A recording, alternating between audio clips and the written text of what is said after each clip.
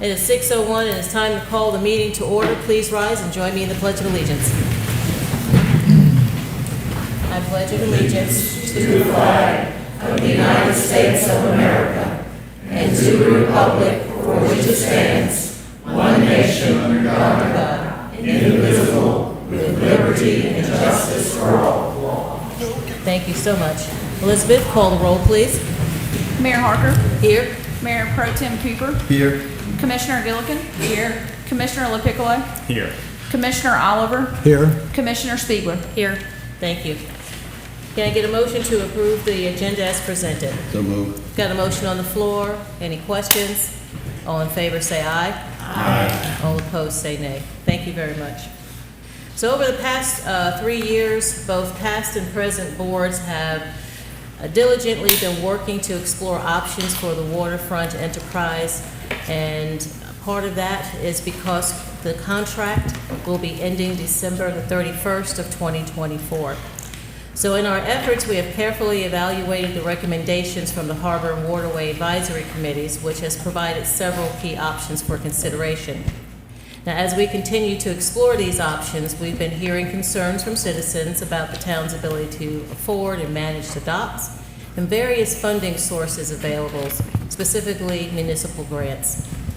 While these conversations may have occurred several years ago, I believe it's crucial that we have a fresh dialogue and answer these questions. Therefore, I have invited our financial advisors from First Tryon to discuss and to provide clarity on these matters. And this discussion will help our citizens as well as our commissioners to understand the factors that this board, as well as prior boards, had to consider. So at this time, I would like to go ahead and invite David Cheatwood with First Tryon Advisors to begin his presentation. And following that presentation, the commissioners will begin to ask questions. All right. Let me make sure it's working first. Great. Mayor, commissioners, good evening. Thanks very much for having me here tonight. Good to be back in front of you. Mayor, as you laid out, you and town staff invited me here tonight to talk through different financing options that the town has at its disposal to fund projects in general, and then specifically the waterfront improvements that are under considerations here. And so the presentation that I'll go through tonight walks through the available financing structures in the state of North Carolina to you all and other units of local government, and then I'm specifically looking at each of those in connection with the waterfront improvements and talking through pros and cons of each structure, viability, and ultimately some conclusions and recommendations on each of those. I'm happy to answer questions along the way as I'm going through it or at the end. So to start here, again, you all are evaluating your options for funding improvements to your docks. You know, one option that's under consideration is entering into a long-term lease with a private entity, where that private entity makes an agreed upon capital investment in the docks. They operate the docks, they make a lease payment to the town. The other option that you have is you all can finance your own improvements and operate the docks on your own there. And so that's what we're going to be focused on here in this presentation. For our clients that we work with across the state, whenever they have a financing need or potential financing need, the first thing we're going to do is ask a handful of questions to help us determine which of these structures are viable options here. And those different questions are, first, what's allowed under state statutes? There's only so many things that you all can do from a financing structure standpoint. Another key question that factors into this is, are you financing something that you can put a lien on or a deed of trust on? That's something that comes up. And then the third very important question is, what are your financial resources to repay the debt once you issue that? So all of those are just general questions that we're asking each time there's a potential financing need or capital need, and we've done that in this case as well. So in general, there are three main financing structures in the state of North Carolina that units of local government like the town can pursue. The first is called general obligation bonds. The second is called either limited obligation bonds or installment financings. You'll hear them both interchangeably. They mean the same thing. The only difference is limited obligations are what you call them if you issue that debt in the public market, where you get a credit rating and have a variety of different investors buy those bonds. It's called an installment financing if you sell the bond or sell the loan directly to a bank. And so it means the same thing. I'll use that interchangeably. And then the third option is a revenue bond. So I want to take you through each one of those. And again, I'll talk generally to start and then specifically as it relates to the waterfront improvements. So general obligation bonds, those are backed by the full faith, credit, and taxing power of the issuing entity. So you are pledging your taxing power when you go to issue that. And you are making the promise to levy whatever taxes are necessary to repay that debt. While you are pledging your taxing power, you have the ability to repay the debt from any other available funds, but the pledge of the taxing power is the main security. That's what investors, that's what banks are counting on when they purchase those bonds. With one small exception that is not applicable here to the town, all general obligation bonds need voter approval. And so there's certain stated times where units of local government can hold referendums or referenda. And for municipalities, typically you can hold them every year.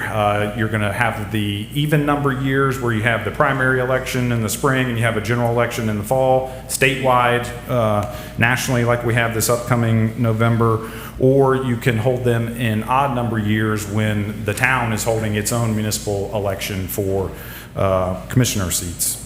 So as a city or town, you have a few more options to hold that, but generally speaking, it's going to be, think of it, November of each year for the most part. The general obligation bond referendum process takes about 5 to 6 months. You have to generally, if you're focused on a November referendum, you would start that in the April-May timeframe. It takes several board approvals, and it also requires the local government commission to approve those bonds as well. They've recently started to wait to see if voters approve it before they approve it, but you'll hear me reference the local government commission or the LGC quite often, as the board's probably familiar. That's the regulatory body in North Carolina that has to approve all borrowings for units in the state. With the full faith, credit, and taxing power pledge, that's the most secure type of bond out there. That typically gets the lowest interest rate of all the different options. You don't have to put a lien on any asset you're financing. Again, the taxing power pledge is enough. We typically see general obligation bonds for parks and recreation, streets and sidewalks. For counties, you'll see them for school projects, community college, et cetera. But again, requires voter approval. It's a longer process to go through that. From a repayment perspective, the local government commission requires typically a 20-year repayment structure, max 20 years. And so that's the general characteristics of a general obligation bond structure. When I look at that structure in the case of the waterfront improvements, there's a few key considerations here that come into play. First of all, the next time the town would be able to hold a GO bond referendum would be November of 2025. You passed the point in the current calendar year where you could hold one this November. So November of 25 would be your next opportunity to do that. There is a cost to hold a GO bond referendum. You've got to hire, we work with you. You have a bond counsel draft the different resolutions and ballot language, and then there's a cost to actually just preparing the ballots, going through that process. So there's a cost to that, and there's not a guarantee of approval. Again, it's subject to voter approval, so you are going into that process not knowing if the end result will be favorable or not. In this specific case, if you did hold a referendum in November of 25, the earliest opportunity to issue debt would be spring of 2026. As I mentioned, the local government commission, they wait to see if there's approval by voters before they take it up for approval. And so they are typically taking these up January and February of the year after the November referendum, and then you would start the financing process, which takes a couple months. So again, you're looking at spring of 26 before actually issuing that debt. As you're all aware, in the current, and this has been the case for the past several years now, very high inflationary environment. So if we look out ahead for another 18 months or so from now, the potential cost of the improvements to the waterway, the docks could be, it's no guarantee, but could certainly be higher than it is today, given that environment. While the intention, if you did issue debt for these improvements, your intention would be to use dock revenues that are generated from the operation to repay that debt. That's the intention going in. However, with the GO pledge, and this is going to be a recurring theme throughout this presentation, if those dock revenues are not sufficient to pay the debt service, and that can be not sufficient because just projections don't materialize, there was a recession, there's not enough activity, not enough revenues coming in, expenses are higher than expected, or worst case scenario, you have a natural disaster, a hurricane blows through, knocks the docks out of commission for a year, 2 years, as you're waiting for potentially FEMA money to come in and rebuild. That doesn't matter to the bondholders. You still have to find a way to pay that debt back. And that's going to come from an increase in property tax revenues, a reallocation of other revenues from in your budget from other sources there. And so you will have to find a way to pay that back once you issue that debt. Going through, and again, recurring theme for a lot of these, going through this process, if it's a town borrowing and therefore a town construction process, there are certain bidding requirements that you have to follow for that. That's a longer process, may result in a higher cost as well. And then, important to know, to reiterate, you all currently don't operate the docks, and so if you took over that operation, that requires bringing in different people, outside people, or hiring a company to manage that process for you, which comes at an additional expense. So when we look at the GO bond, general obligation bond, as an option for the town for financing these improvements, while it is legally an option, given really the above, the time and cost involved in the referendum process without really certainty of approval on that, the fact that it would be 18 months before you can actually start the process and bid the project out and finance it, you've got some potential cost escalation concerns there. And then really the financial risk that the town takes on by issuing that debt. Again, when you issue the debt, you've got to pay it back. And so if the dock revenues aren't sufficient, you're going to have to come up with other funds. And that's where that could have a budgetary impact, or would have a budgetary impact on the town if you had to do that. And something I'll talk about more as we go here, looking at where your financial advisor, we've presented before the board before about other projects that you have on the horizon as a town, what I'll call more of your tried and true typical services that you provide: water, sewer, stormwater, street improvements, public safety, fire stations, fire vehicles, police station, potentially a new town hall. Those are all more traditional projects that you have in your long-term capital plan on the horizon at some point. And so if you issue debt in this case and it didn't go as planned, then that could potentially impact your ability to fund some of those other projects that you have on the horizon there. Second financing structure that's available here, again, limited obligation bonds or installment financings. So those are different from general obligation bonds in a couple of respects. First, you're not pledging your property taxing power. You're actually not pledging any revenue to the repayment. Instead, you are pledging collateral to the bondholders or lenders there. So if you go to issue that debt, the lender is taking a deed of trust or lien on the asset you are financing. So in this case, they'd be taking a lien on the docks, the waterfront there. The debt service that's due each year is subject to appropriation by the town board each year during the budget process. You can appropriate from any available funds. Again, in this case, your first pass would be from dock revenues. If you ever did not appropriate and therefore did not make a debt service payment, then the lender or bondholder can foreclose on the asset that you pledged as collateral.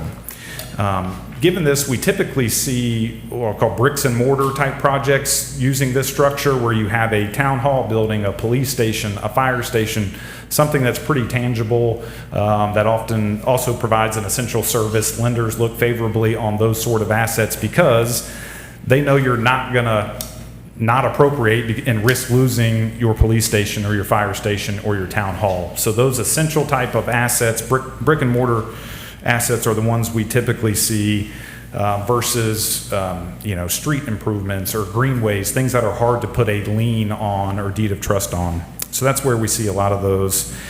With the appropriation back structure, the lack of a taxing power pledge, they're viewed as less secure. They are less secure than general obligation bonds. They carry a little bit higher interest rate. And they do not require voter approval. They just require 2 approvals by the town board and a public hearing. So it's a more streamlined process than a GO bond referendum. Where we see, I mentioned again, normally it's the courthouses, schools, jails, town halls, city facilities where we see this type of financing structure used often. Also requires local government commission approval, as do all of these. So again, taking that and applying this to the dock improvements here, if we are looking to put, we have to put a lien on what we're financing here. And so if we went to a lender and said, will you loan us money? You can have a lien on the docks. You can have a deed of trust on the docks. That's going to be a tough sell to lenders because of the fact that those docks could be washed away in a big storm. So that's an issue that we would have to deal with. I don't want to say that's an impossible issue. You may be able to find a friendly lender that looks, knows the town well, looks favorably on the town, trusts that you're going to repay it, kind of looks past the lien and just says, I trust the town, they'll repay this debt. So you could find a lender that could do that. Another option is to try to pull in other collateral that the town has free and clear. However, looking at your unencumbered assets, there's nothing else really material that we could pledge to help enhance that security or collateral package. LGC approval, I'll keep going back to that. That is not guaranteed in this case. They will heavily scrutinize this type of project. Mainly because, again, it's not a traditional project that towns finance here. You all don't have the history of operating the docks yourself there. So they will look hard, they will scrutinize those projected revenues to make sure that they're comfortable that you are going to repay that debt. Because even though you're not pledging your taxing power, and in fact you're not even pledging a specific revenue, just the docks themselves, they are still going to look for you to repay that debt if dock revenues are not sufficient. And so even though you are legally not required, you could in theory walk away and say, lender, take the docks, don't want them anymore, I'm going to stop paying. In reality, the LGC is not going to let you do that. They're going to say, town, you have got to find a way to repay this debt. And so we're back to the same situation we talked about with the GO bonds, either raising your property tax revenues or property tax rate or finding some other revenues within your budget to supplement or cover the shortfall in dock revenues. And that's really from you may say, well, how can they do that? Why can they do that? It dates back to their purpose for being in existence. It came out of the Great Depression, where there were several defaults on municipal bonds in the state of North Carolina, and they were created to ensure going forward there weren't. So that's why they have this heavy presence. They scrutinize this on the front end to make sure going forward there's not an issue. If there is an issue, they'll work with you, but they're still going to look for you all to repay that debt. Same considerations talking about the public bidding process potentially resulting in a longer process, higher overall cost, and having to bring in either outside or hire new personnel or go outside for management of the docks and that additional expense. So given the uncertainty or scrutiny of the LGC approval, so no guarantee that comes, and then the significant financial risk still to the town if dock revenues are not sufficient, that would not be, while legally available to the town, that would not be something we would recommend given all the other projects you have on your capital plan going forward.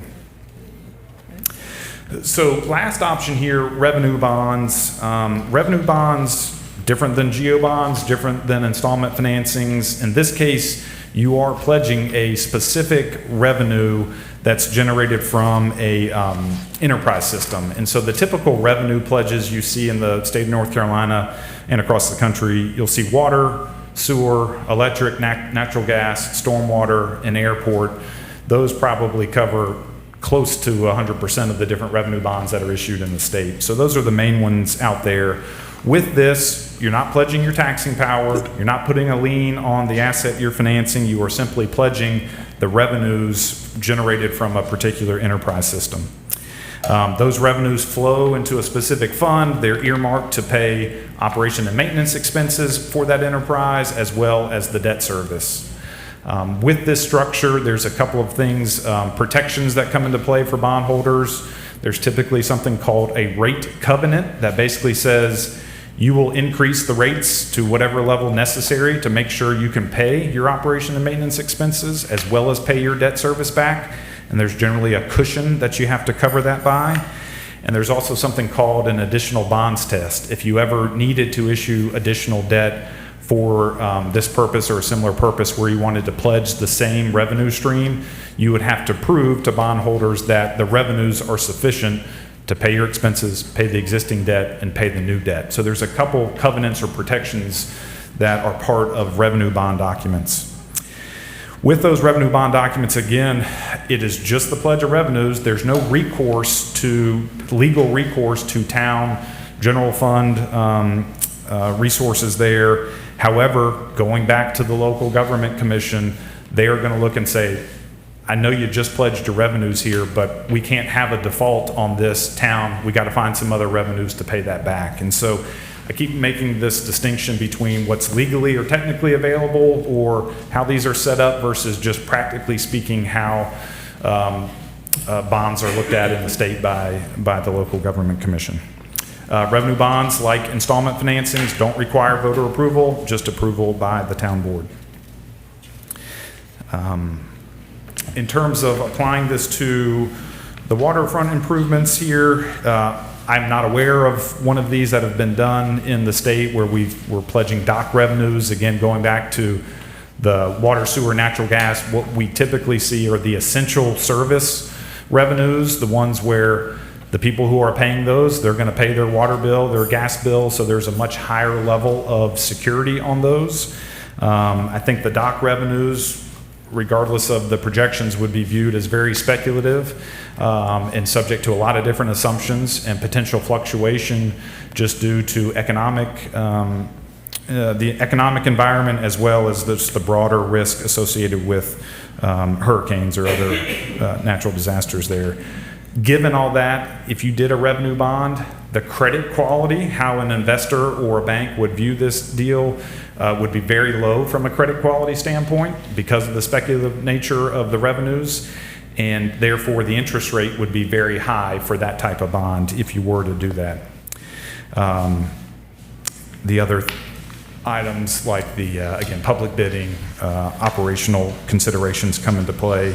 So similar to the GO bond and the installment financing, it is a legally available financing structure. It's untested because I've never seen a dock revenue bond. But if you could do that, I think you'd have a very big hill to climb, getting LGC approval, and then just the financial exposure to the town if those revenues are not sufficient. One thing I should note, there's a fourth, I didn't specifically list this, it's similar, it's akin to the revenue bond structure, it's called a special obligation bond. A little bit of a hybrid where you pledge a revenue. It doesn't have to be the dock revenue. You can pledge, for instance, your sales tax revenues or some other sort of revenue there, but it works the same in that even though you're pledging a specific revenue, the LGC is going to look to the town to make up any shortfall if dock revenues are not sufficient. So I didn't list it separately because it's got a lot of the same characteristics as a revenue bond, but you may hear or you may have heard of a special obligation bond. That's a fourth structure, but similar considerations and conclusion on that one. So to wrap up, again, there are technically and legally available financing structures if the town wanted to pursue this on its own. You'd have a big hill to climb in getting the LGC comfortable. First of all, getting the town board comfortable with the revenue projections and ensuring that evaluating the risk there, but also the local government commission. But looking ahead and kind of knowing what you have on the horizon, I think that is a lot of risk for the town to take when you have some other more traditional projects to fund that are more of the essential service type. And then with this other structure you're considering, there is not the same risk associated with that because you're not incurring any debt or financial obligation. You're not the one doing the capital improvements. You've just got the the lease payment coming in. So that's our comparison and our analysis of the different options that you have at your disposal, but happy to answer any questions y'all have on that. Well, thank you, Mr. Cheatwood. We'll start with Commissioner Gilligan. Thank you for the presentation. So with the general obligation bonds, generally, what is the amount of the debt service? Is it like $1 million, millions of dollars, hundreds of thousands, just a general range of what's attainable? Depends on how much you borrow, what the cost of those improvements are. Generally speaking, if you repaid that over a 20-year term and you did it mortgage style, so the same payment each year, if you borrowed $13 million, it'd be about $1 million per year, because you're repaying back the principal, $13 million, plus the interest, which is, approximately half of that. So you're looking at repaying back $20 million in total over a 20-year deal, so about $1 million per year. Thank you. Thank you. Commissioner Lopiccolo? The current operator right now, the docks, has not provided any documentation, profit and loss statements, and so forth for the town to be privy to. So without those hard revenue numbers in hand, would there still be an avenue to use revenue bonds? Could that be issued, or they would be considered more speculative by the bond issuers? That's a really good question and a good point. If you had an existing system and you were simply just maybe looking at changing operators or making some improvements there, but we had an existing system that had revenues that we could point to and say, we've got a good long history of this, here's what we have going, this is why we can more confidently project this going forward, that's one thing. As I understand it here, there's potential reworking of what's going to be out there, and so any of the projected revenues are more speculative because they're really not, the historical revenues are not going to be necessarily indicative or helpful in determining what those future ones are. So again, the thought would be maybe there's more revenues going forward, but it's very much speculative and just based on several assumptions there. If that was your point, I don't think the historical revenues are helpful from a projections, getting more comfortable from a projection standpoint. And to separate this out, this is more for the docks, right? This is not discussions for the boardwalk or the seawall. That's right, just the water side. Differently, the hard side for, which could be, we could get grants for that and so forth. This is traditional, just specifically for the dock. That's correct. Okay. Yep. No more questions, thank you. Okay, thank you. Commissioner Cooper? None. Thank you. Commissioner Spiegler? Thank you for that presentation. So I'm a new commissioner. Can you remind me how long has First Tryon been advising the town? Sure. We were engaged about a year and a half ago. I think it was spring of, Christy, maybe help me, spring of 23? Thank you. So you were not here when the Harbor and Waterways Committee was going through their process of I was not. Developing all the recommendations. That was one of the things Okay. I remember as we were interviewing for the role, kind of looking at that Harborways and plan back then. So no, don't have a long history with it, but have read up on it. Okay. So I know some things that were talked about, and Commissioner Lopiccolo kind of just brought this up, but the Harbor and Waterways Committee did sort of touch on grant opportunities. Has First Tryon advised us on any grant opportunities, or that's not really your place? It is not, that is not our role, and we don't have the expertise on the grant side. That is, especially over the last few years, there is a lot of money out there it requires a different kind of level of expertise than we have. So no, I know there's firms, there's grant writers, there's people out there that do that. Unfortunately, we do not do that work. Right, and right now, like you said, there's a lot of money out there, especially for communities like us that are facing impacts of climate change, coastal communities. So we see a lot of that out there right now. So I think something also important for the town to look at. Right. Thank you. Thank you. Commissioner Oliver? Welcome back. Thank you. Digging just a little deeper to get some more specifics, if we could, because this board and the prior board with whom you've met have had this information for some time as you've helped. But many people in the room and many people watching tonight have not had the privilege of seeing this data. And I think there are a couple things that I'd like to dig a little deeper, because it's an interesting conclusion that you've got, but I think as we dig a little deeper, it would even make it more clear. Sure. Talk to me a little bit about bond rating and what the town would, how the town would look in that, and what's that importance, and is that important, and if so, why? Yes, so whenever the town has a financing need, we would always, and we do this for all of our clients, we look at it two ways. You always have at least two markets to issue that debt in. You can go and issue that debt in the public market. If you do that in the public market, you have to have what's called an official statement. It's an offering document. It's a disclosure document. You have to prepare that to let investors know about the bonds, about the town, your financial situation. So you have that, and with that, you get the bonds rated. There's 3 main rating agencies out there. You can go to 1, 2, or 3 of those, and you get those bonds rated.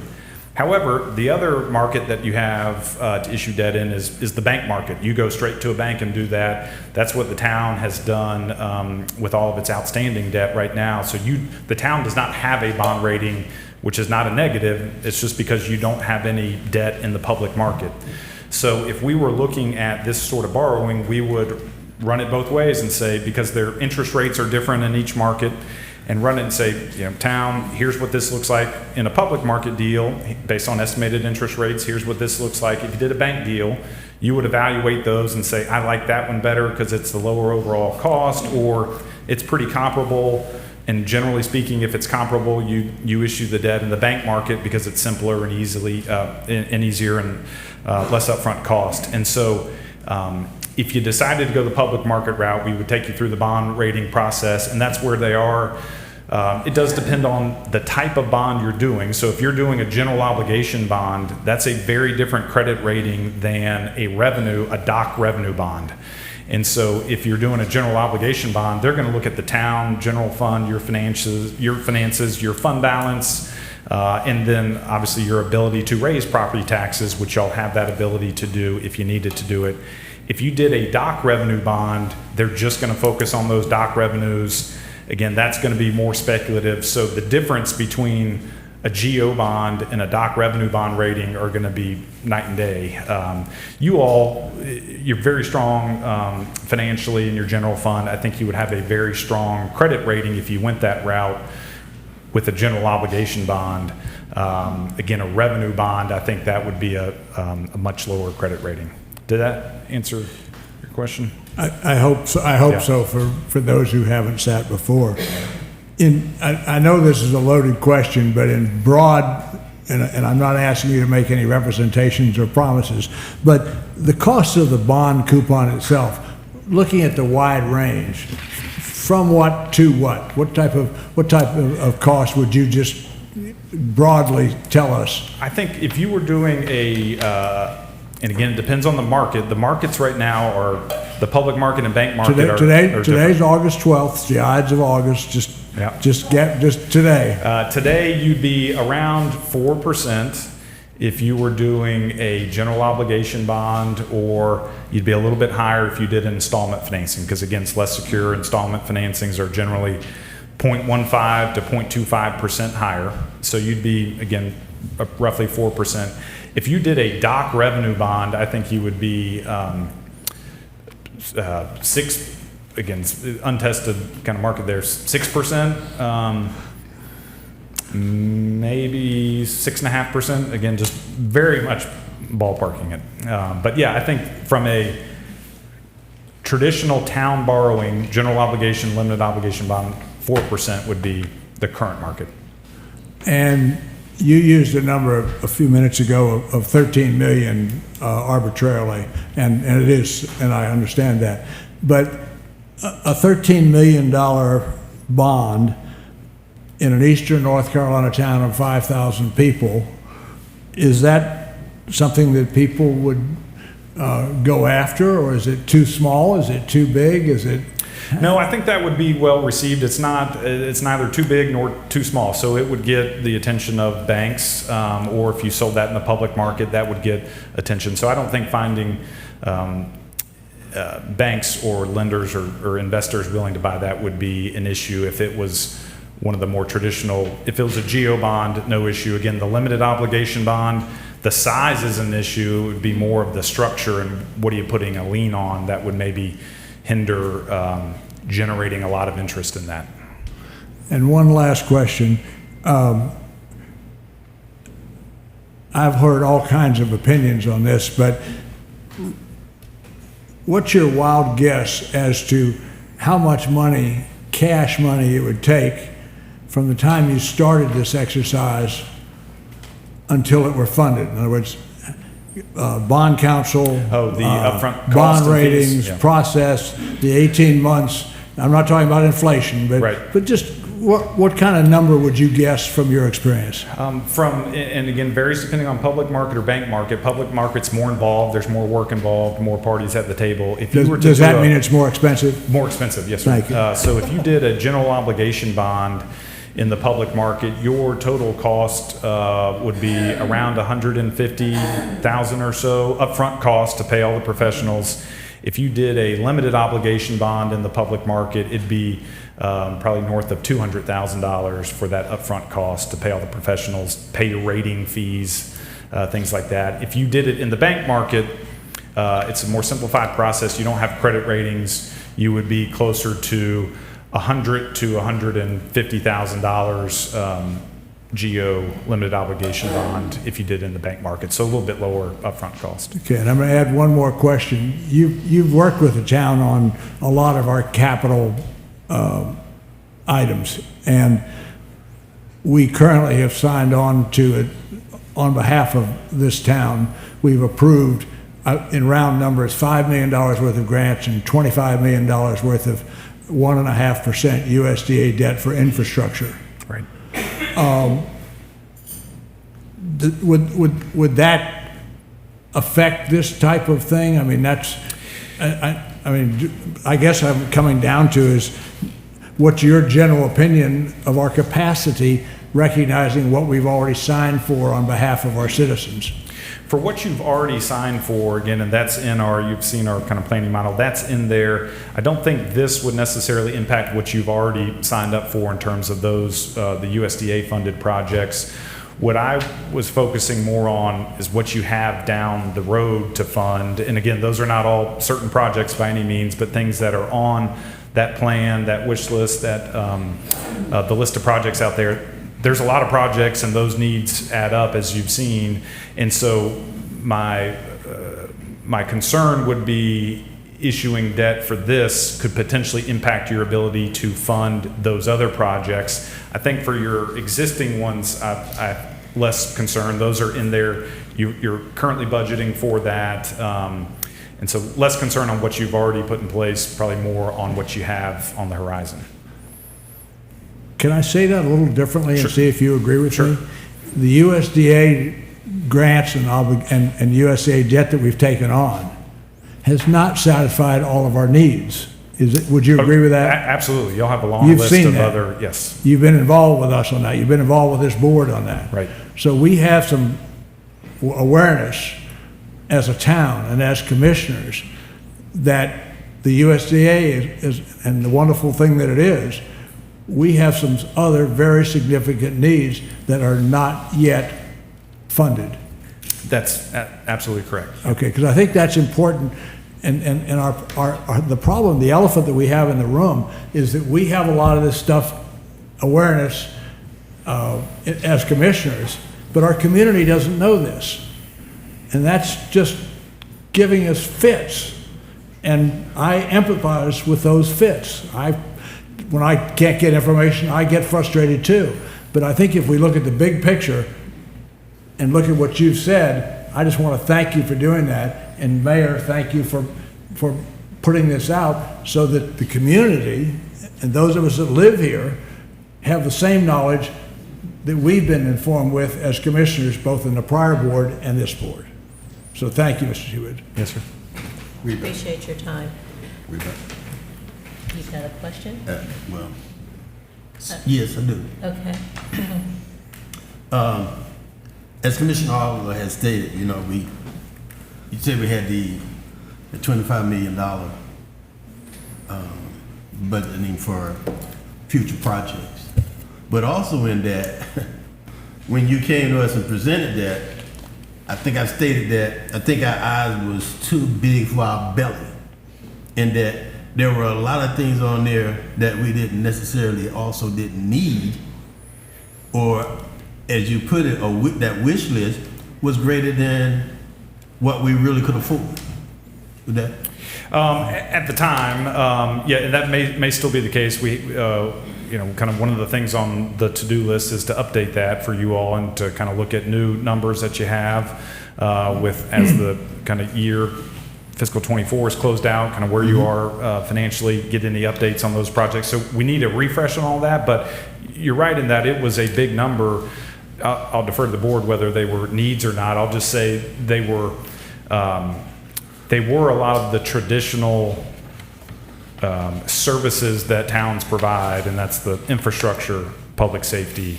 So it wasn't a list of projects that was, let's build a convention center and a park. It was the more tried and true projects out there.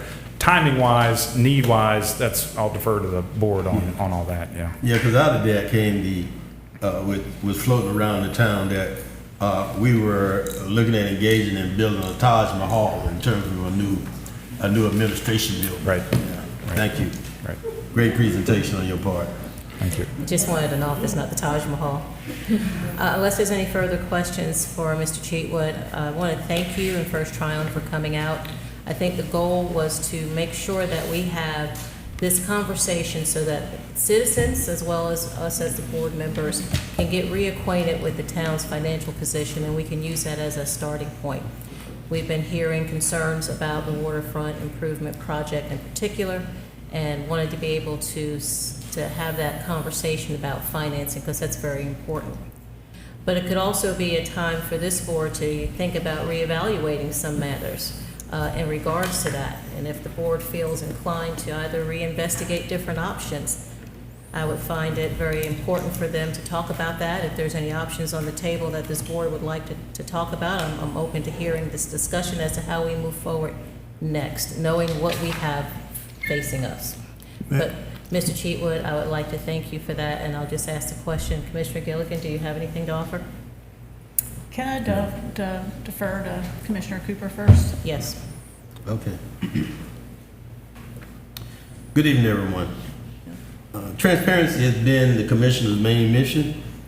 Recent closed meeting that we've been holding was not to try to hide anything from the public, but due to the North Carolina General Statute on Economic Development. It did become apparent that we were in these closed sessions far too long without the community hearing from its commissioners. Our waterfront is undoubtedly one of our primary economic assets. So we need to protect the character and charm of the waterfront. I have received many phone calls and in person, people who love the charm of Beaufort. Beaufort waterfront is truly priceless, and as commissioner and as citizen, we should do all we can to preserve it for now and the generations to come. As time has passed, as a collective community, we need to explore all possible aspects of the dock operation. With the impending expiration of the current concessory lease agreement, we hear you about the docks, how we manage it, and who finances. Citizens be assured that whenever a decision is made, it will be made in public meeting and with full disclosure. Thank you. Okay. Now I'll turn to Thank you so much. So I just wanted to have just a general discussions of our steps moving forward. Thank you, Mr. Cheatwood. Okay. You go while it's not raining. Commissioner Gilligan? Yes, thank you. The capital improvement contribution types that Mr. Cheatwood reviewed may not be ideal for our waterfront improvement project. I, however, think that we can dig deeper into what other types of capital investments we might be able to contribute that could help us achieve an optimal annual lease payment with a third-party management company. And now I'm going to make a big jump from this topic to another that applies more generally to the waterfront improvement project, and I'm going to spare you 30 minutes of explanation on why I got to this point. But I want to really emphasize the importance that I think we need to slow down our process to speed up reaching our waterfront improvement project objectives. And this means perhaps even reshaping some of those objectives as they continue to be stumbling blocks in our path to making the best choices for Beaufort. So I'd like to make the following motion that includes two parts. I move that we terminate all discussions to include the letter of intent with the company of interest as it relates to future management of the Beaufort docks. The second part of my motion is the town manager and/or the assistant town manager work with Beaufort Waterfront Enterprises on a 12-month lease extension that will be approved by the Board of Commissioners no later than September 9th, 2024.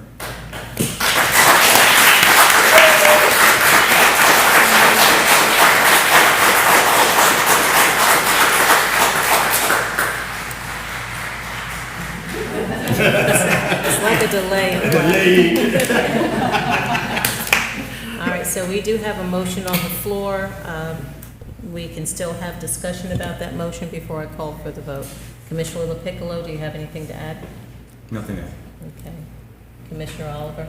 I mean, That's the second time. That's it. We're always. Commissioner Oliver, you had no already- question. You already know. Commissioner Spiegel. Commissioner Oliver, no questions. No questions. Commissioner Oliver. I have one suggestion that you add to that, and that is that the lease to Island Ferry Service and any other direct lessees that we have whose leases expire at the end of this year be added to the extension.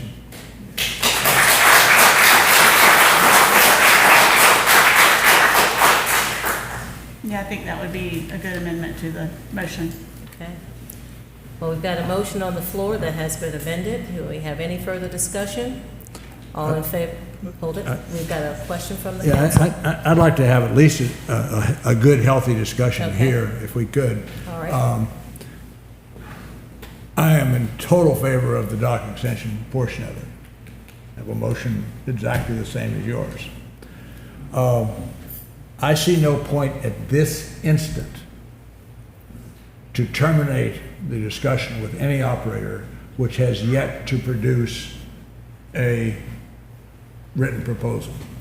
So I'm not, so I just think so I'm very much in favor of the lease extensions, but I see no advantage to the town of Beaufort, to us terminating that. So I would ask that you consider letting that come. It may never get anywhere. I'm not promising anything, but I see no reason to shut off the consideration of it based on what I've heard. I can't find a factual reason to do that. And I think it might potentially be, terminating that, it might potentially be detrimental to us depending upon how the continuing negotiations, which are ongoing, might turn out. So that's the discussion that I would like to have us have as a board only. All right, Commissioner Spiegel? I was just going to say, Ari, did you want to jump in? I just wanted to clarify that the motion was to terminate the LOI. That is in correct. part. Okay, thank you. Could you repeat that, please? To terminate the what? The LOI. letter of Letter of intent. intent. Which is, With the non-binding letter of intent to be fully. Non-binding. I don't know what we can say or not say. y'all need to speak up. So, I fully support Commissioner Gillikin's motion to terminate the letter of intent with the lease, or with the, what do we call it? Company of interest. Company of interest.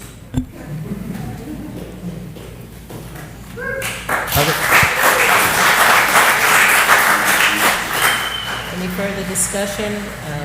well, I just wanted to, that's, Yeah, do you have? Okay. well, I just want to I know that Commissioner Oliver would love for us to see, to carry on the discussion with the third party.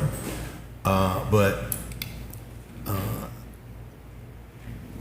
we were, as of in the year 23, was claimed that this thing had to move along, and we had some time, and we have yet to really get a lot of questions unanswered. They've been gone unanswered. I have not been able to get an answer to, and that would be also coming from the third party.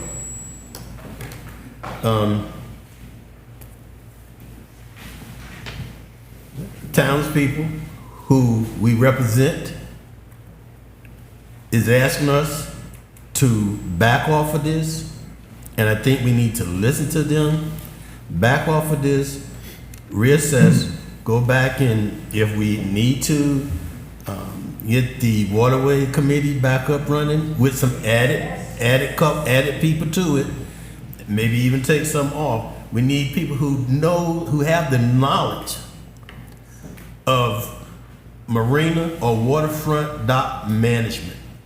That's what we need.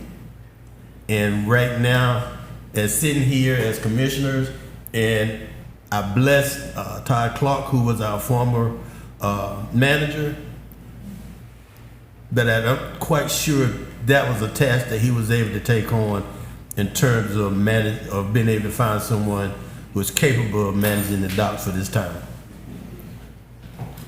That's all I have. Any comments?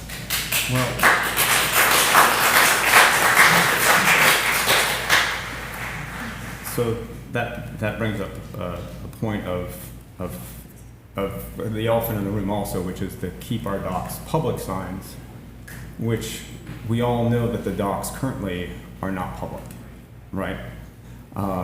So the question or the concern is that that's misrepresentation of our town. You know, the docks have been private for the past 40 years. We have had someone manage those docks who has been kind enough to let day boaters come into those docks. But I do want to make sure that, you know, the town does understand that those docks have been private for the past 40 years. I don't feel, after doing my due diligence, that the town should be managing the docks. I feel that a third-party concessionaire would be better for the town. And I think in a means of allowing that third-party concessionaire to fund those docks and the improvements is probably the best course, given the substantial amounts of improvements of water, sewer, and so forth that we are looking at in the future here. And I do think that the town, after these presentations, should look at that and take a step back and see that money, you know, there's lots of expenditures here that we're looking at. You know, I do feel that the board has done due diligence, and we've really spent. I'm very impressed by our board, and we've spent countless hours in closed session going over minute details. And I would agree with Bucky that I think we're at a point where we haven't really gotten anything back that has raised any specific suspicion. This is not being done by some dark hand managing all this. This is not being done by some forces that the town is not aware of that's pushing this all along. These are the commissioners here that are leading the charge. We are spending hours on this.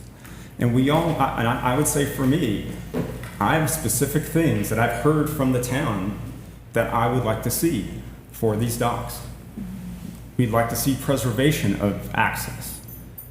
We'd like to see that day boaters can access these docks. Because they currently, as I said, it's basically whether or not there's open space there where you guys, you can get in if it's busy, if there's a tournament or something like that. There are certain things that we are pushing for. This is a historic district. I didn't want to see branding. I want to see this place look good and be something that we're all proud of. But I don't want to see the town going dead. over something like this. So I would agree with Bucky. I don't think we're there. I guess it's here or there whether or not we want to terminate that and move forward. I do think the extension and waiting another year gives us enough time to look into grants for the waterfront. I think that's important. But during that time, I don't think anything's going to be decided, and that we would, make a decision on the lease and so forth. But I do think it gives us some time to go through those specifics and get what we want. Because I know for certain the people who were elected, as well as the people who were here before, are very opinionated about what we want to see on these docks. And we're not just going to let it go. We're not just going to give this away. So I would hope that you entrust in us that we will make the right decisions for this town, and that we do hear you. Thank you.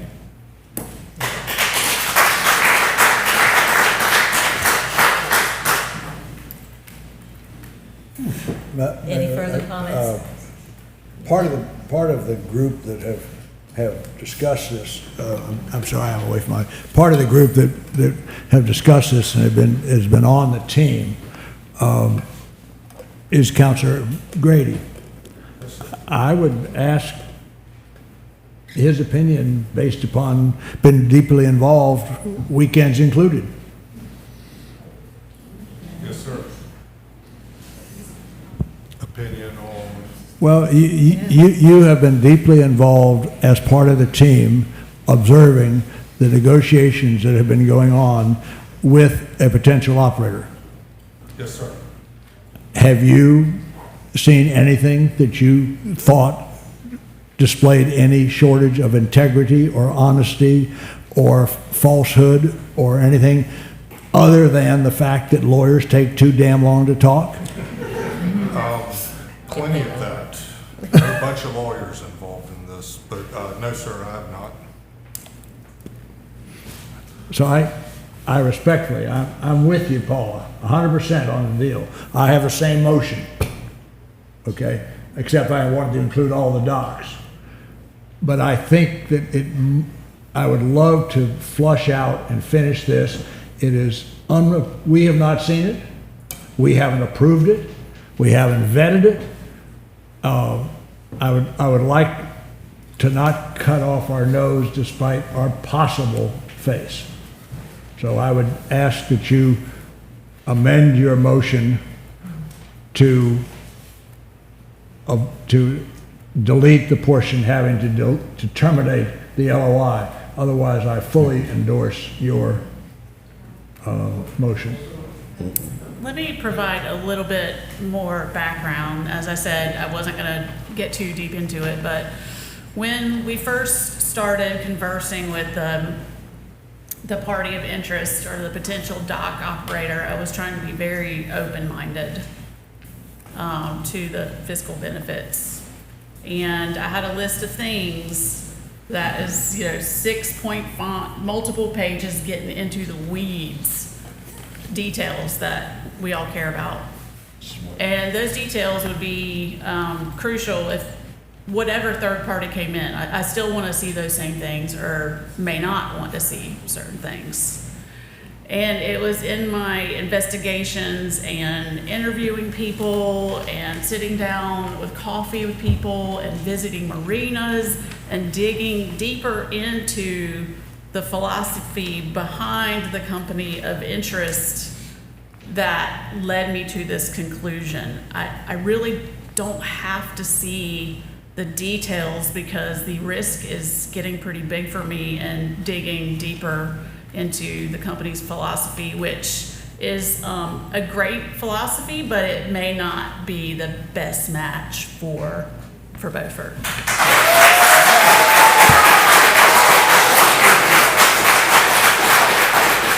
So I would like to keep my motion as it stands. I agree with Commissioner Gillikin.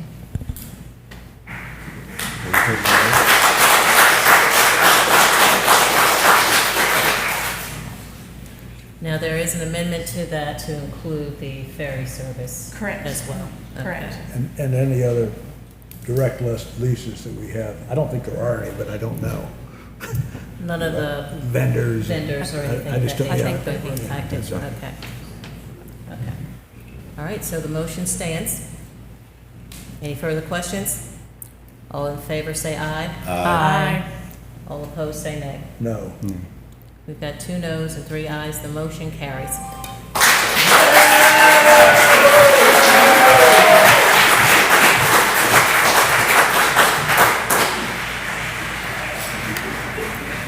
So as we're clapping, I still want you all to realize that there's still a lot of work ahead, okay? So the conversations that have been had are still looking at the best interest of that asset that's important to our local economy as well as our local culture. So when you have this conversation, I'm hearing a lot of conversation about reward, reward, reward. How much can we make? You need to balance that out with the risk. You do not want to put Beaufort under a great deal of risk. And we can have that conversation openly now. Okay, so we're going to move on. Items of consent is next. We've got 2 items, meeting minutes and the annual Rotary 10K race that is occurring on, well, it occurred on June 14th of 2025. Oh, that's planning. Do I have a motion to approve the items of consent? So moved. Got a motion on the floor. All in favor, say aye. Aye. All opposed, say nay. Thank you. So if you wish to stay, please do. If not, I'll wait for the movement to occur. Thank you for coming. Thank Good you to see so you much. again. Thank you.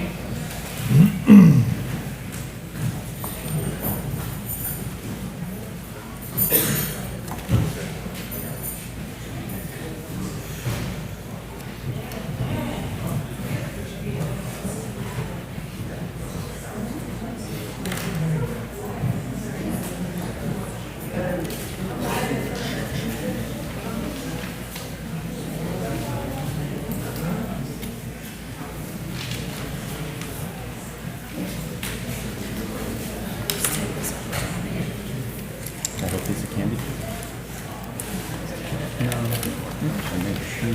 There's some sugar trees and there's these little things that are pretty amazing. All right, thank you so much. The next item on our agenda is a quasi-judicial proceeding for case number 24-08, 609 Highway 101. It's a special use permit for boat storage. And can I get a motion to open the evidentiary hearing? So moved. We've got a motion on the floor. All in favor, say aye. Aye. All opposed, say nay. Charlie, who do we have to present this case? Planner Kyle Garner will be providing the information on this item. Okay. You want me to go ahead and read this long statement now? Yes, ma'am. Okay. So before you come up, Kyle, I've got to read the Sermon on the Mount here. Okay. Well, you know, I do walk on water. Been known to do that. Now, this is a hearing that is a quasi-judicial evidentiary hearing. That means it's like a court hearing. State law sets specific procedures and rules concerning how this board must make its decision. The Board of Commissioners must base this decision upon competent and material and substantial evidence in the record. A quasi-judicial decision is a decision constrained by the standards in the Land Development Ordinance and based on the facts presented. All applications for special use permit must be consistent with the Land Development Ordinance for the town of Beaufort and whether the special use is appropriate for the proposed location. If you will be speaking as a witness, please focus on the facts and standards, not personal preference or opinion. The Board of Commissioners shall hear relevant information from the parties withstanding as set forth in the North Carolina General Statutes 160D-406 and 1402.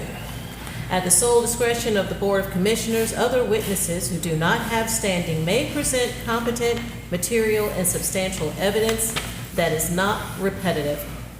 Parties may appear in person, by designee, or by attorney to present information relevant to the requirements of the ordinance.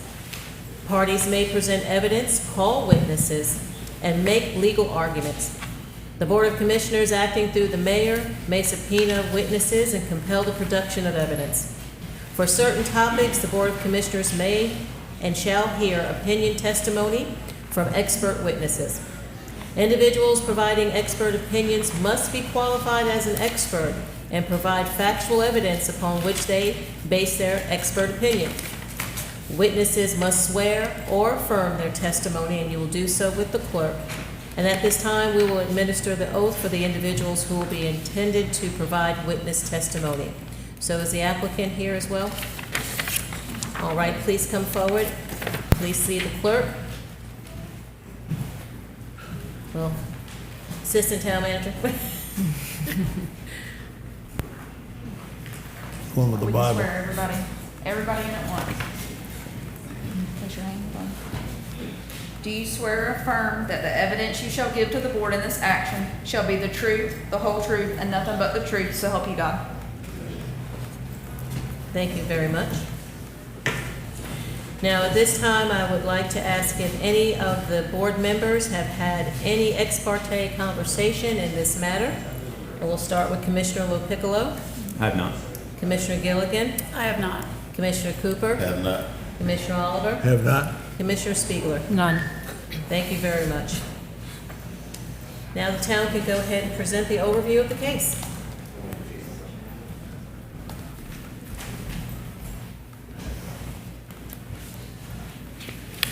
Thank you, Mayor. As was stated, this is case number 24-08. It is a special use permit for dry boat storage at 609 Highway 101. And I would like to formally submit the staff report, the PowerPoint slides, and all other exhibits that are included in the packet this evening as part of the official record. Thank you.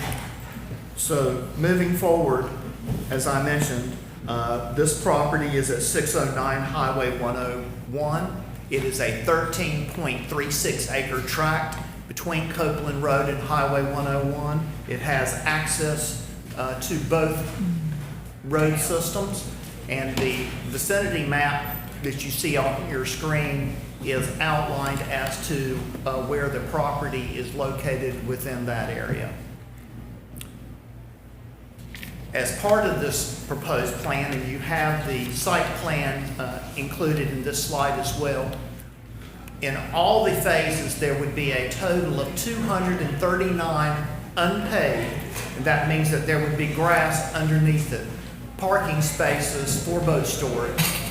Both driveway entrances would have concrete aprons that go along with them, 20-foot wide driveways that have gravel, downward facing light poles, as we talked about, the dark sky night, shoebox type lighting, washdown areas, a fire hydrant, a 21-foot landscape buffer, which includes a fence, existing drainage ditches, and also can't believe this number is correct, 627 trees that would be planted on 6 foot center, and this includes multiple species. Yes, ma'am. You said 600. 627. Yes, ma'am, that's a considerable amount.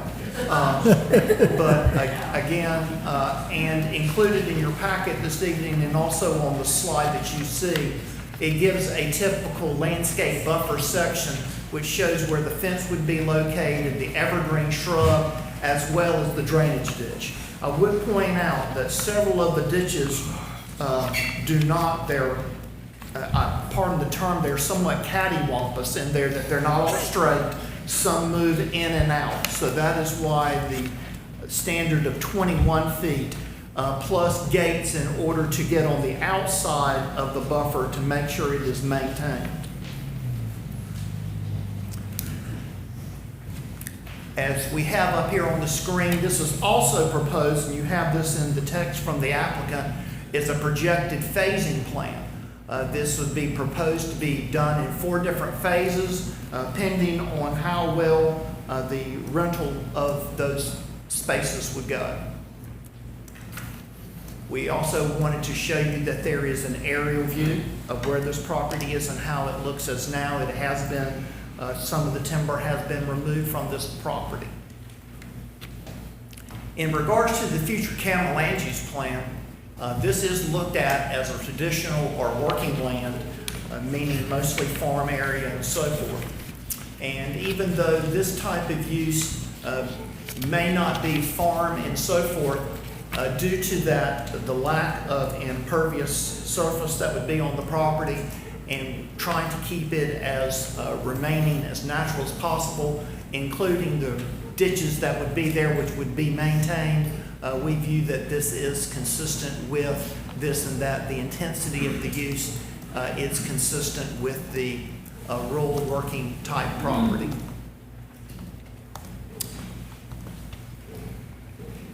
The next slide that we have for you are actual standards that go along with the special use permit. We do recognize as your staff that the importance of the fencing and landscaping and drainage ditches within and around the site and the low impervious on the proposed site. But we also recommend that a condition be placed that these be maintained on a regular basis as part of the special use permit. Of course, that is up to the board to consider. It should also be noted that our planning board met on July the 15th and also recommended several proposals that even, or conditions that even before it got to the board this evening that the applicant has agreed to. And that is that the applicant is now showing 2 4x8 or smaller ground-mounted monument-type sign at each entrance. That, again, that the drainage ditches are adequately maintained. Of course, that was a recommended condition of your staff. Provide a cross-section, the variability of the landscaping buffer, which I pointed out to you earlier as part of the site plan in C.1, and that the landscaping buffer should be provided by a mix of North Carolina native species. Now, I was interested that the species that were given were not necessarily in our land development ordinance, and the applicant can speak to that. The ones that we have in our ordinance were actually developed by members of our planning board with a horticultural background, but that does not mean that those are the only species that could be used if the board so is inclined to allow the other type of species. Again, each of these have been addressed except for the tree species, which I know the applicant can speak to directly, Mayor.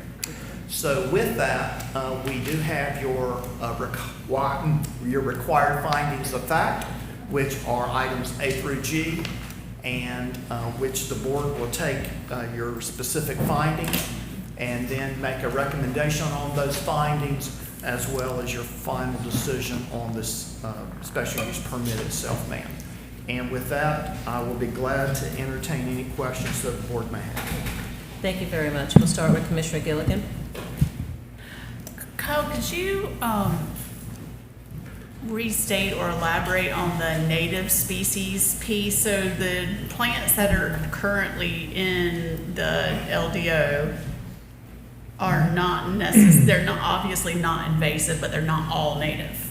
Or they might be like cultivars of natives. They are native to North Carolina, but they're not, I should have said, they're not totally inclusive, meaning that it's not the full list of native plants. It's mostly ones that are predominantly found in the coastal area. Okay. And Gotcha. Gray Sapston was on the planning board at the time, and with his knowledge and so forth of horticulture and so forth, as well as some other members, that was how the list was created. Okay. So Okay, it's great. not inclusive. That's what I should have said. Thanks for clarifying that. Yes, ma'am. Appreciate it. Thank you. Commissioner Pillow? Yeah, I have some questions. Obviously, pertaining to, I guess, E and F, special use would be compatible in harmony with adjacent land uses, and as well as it wouldn't substantially injure the value of adjoining or abutting properties. Have any neighbors come forth to object to this project?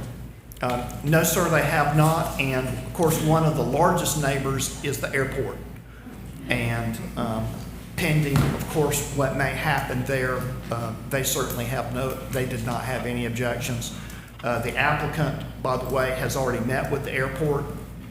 They met with basically every agency in this area to make sure that there would be no issues.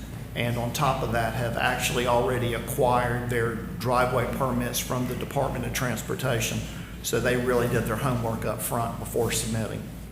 The, do you know when the airport will be expanded, and will this road be a dead end? Will this kind of like change the way that this property is accessed? I'm concerned about Highway 101 use and whether or not we should consider restricting some of that use, because there's no turn lane, right, for this property. It's not required or anything like that. It'd be a concern, I think, of people. And what's the speed limit right there for that entrance point on 101? What is that right now? I do not know the speed limit, but I can, boy, you threw a lot of questions at me at one Sure, time, I'm so sorry I'm gonna about try that. to get them all. Free flow. Okay, so the expansion of the runway for the airport is on the books for the Department of Transportation. It has not been funded as of yet. However, the airport has been acquiring property so that could happen at some time in the future. When, I do not know. If someone here is on the Board of Transportation in the room, maybe they could tell us, but I don't think that's the case. But we know it is sometime in the future. Would this potentially be a cul-de-sac or dead end? I would say that is very likely. And that some of the documents that we've seen, the future planning documents, look at the expansion passing or going through the area that we now consider 101. So I would say sometime that would be imminent. That's very likely. And of course, with that, that does change the development pattern and so forth of an area. That being the case, we as a staff, and by the way, not just your staff, but your planning board also asked the same exact question regarding the access and so forth. And that is when we reached out to the Department of Transportation, and their office and their safety office in Greenville signed off on the driveway permit. And they are the permit issuing authority off the state highways, and both Copeland Road and 101 are those highways. So again, and those should be included in your packet this evening as well as part of the exhibit for evidence. You know, I will say that all the planning board and other folks have had similar questions to you have, but they've done their due diligence. Can I just ask Attorney, do we have the ability to make any conditions on access, or no? Is that basically from DOT and we don't have any authority over that? Yeah, we do. Not over anything that DOT has jurisdiction over, like turning lanes and such, no, sir. Or even access to the property? How so? Well, I guess not. That answers my question. I have another question regarding lighting.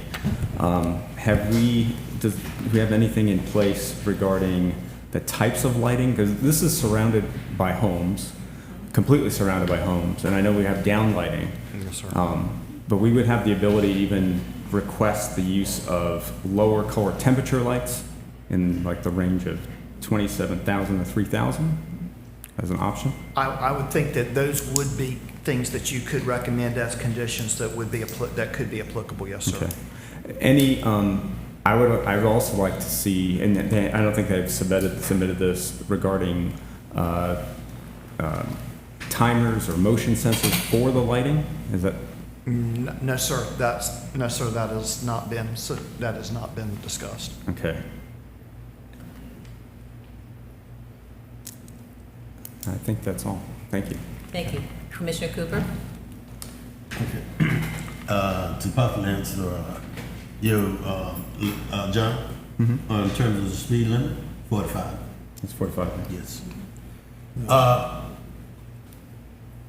Your picture there is much more updated than the one that we have here on my computer, because I got a whole lot of trees in there, and that's a good clearing that you presently have on viewing there.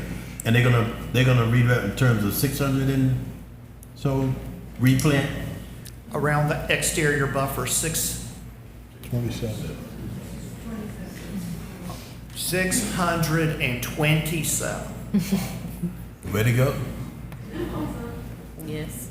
Way to go. I'm good, thank you. Yes, sir. All right, thank you. Commissioner Spiegler? Yes, 627 trees, that's great. Thank you, Kyle, for your presentation. I think my only concerns are similar to Commissioner Piccolo about lighting. Kyle, do you think the down lights and the size of the buffer is enough? Do you think maybe increasing the size of the buffer would help with the lighting? Do you have an opinion about that? I do. I would say that considering there's a large area and the average is 21 feet. I think the bigger part for this is that we deal with a lot of buffers that are sometimes not well maintained.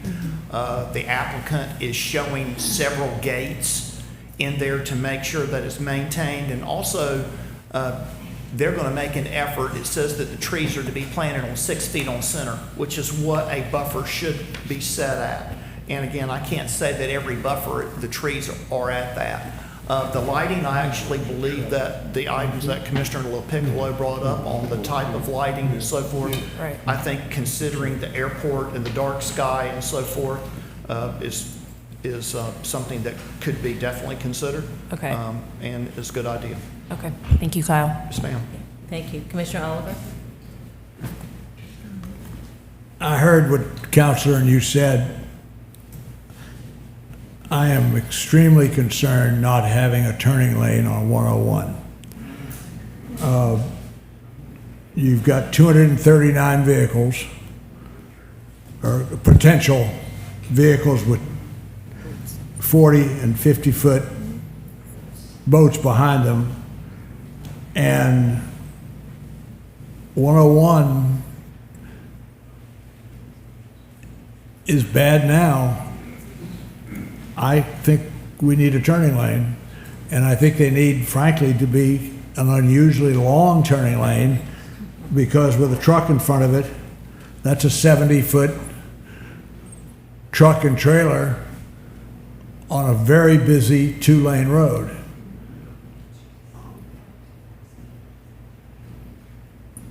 That's all I can say. Well, this may not have an impact on the actual project right now, but can't the town go ahead and submit a request to NCDOT to analyze that area for a turn lane based on the project that's going there? That would be a letter that we can send to NCDOT? Well, if the board would request that, we could do that, but I think it's important that the Department of Transportation review the site plan. Right. Okay.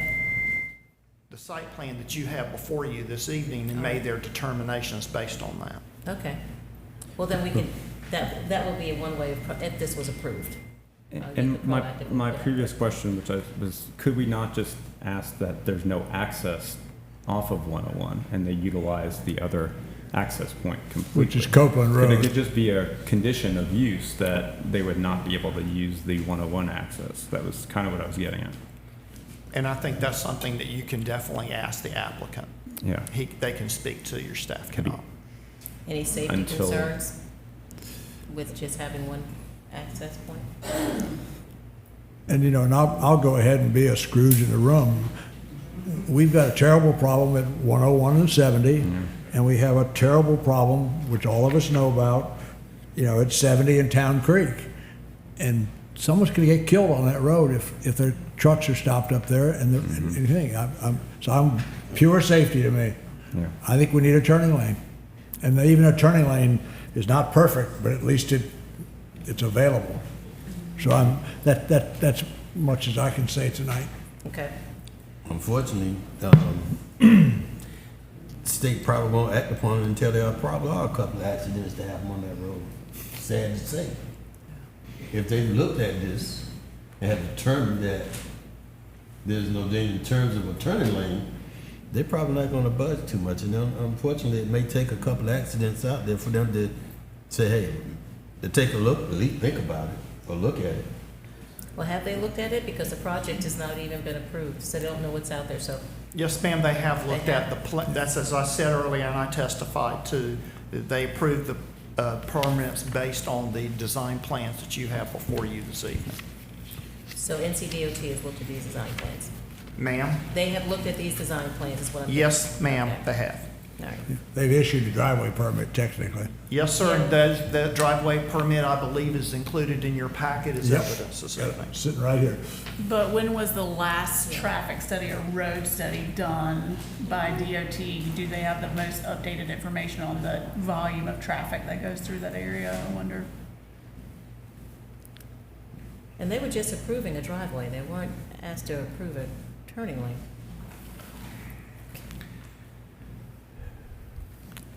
The applicant submitted the site plan that you have before you this evening, showing all of the spaces for the boats that they would be, and the Department of Transportation issued their driveway permits, even seeing that site plan. Now, that is the information that was provided at the planning board meeting. That is the information you have in your packet. The applicant can testify to that, and you can cross-examine them in regards to that when they are I'll do that. standing Thank up you here. very much. Appreciate it. Any further questions for staff? Thank you, Kyle. Thank you. All right, so if the applicant would like to come to the stand and answer any questions the commissioners may have?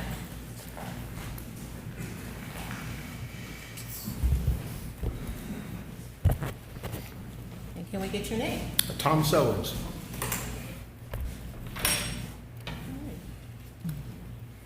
Does the board have any questions for the applicant? We'll start with Commissioner Gilligan. I guess my question would be, when the driveway permit was being issued, were there any discussions that you had specifically with DOT about the possibility of a turn lane, or did the topic of a turn lane ever come up? My engineer submitted that application. He can answer that question. Okay. Come on up. John Wade, professional engineer with the Rental Engineers out of Moorhead. The specific conversation about a turn lane was not necessarily discussed, but as part of NCDOT's review of driveway permits, they look at the use and they use their vehicle rates per use to determine the average vehicles to come in there, which helps determine whether or not a turn lane's needed, or a right-hand turn in only, and things of that nature. Thank you. Any further questions? Commissioner Piccolo? Yeah, going back to the fact that this is surrounded by residential homes, do you have a proposed hour of operations for this facility?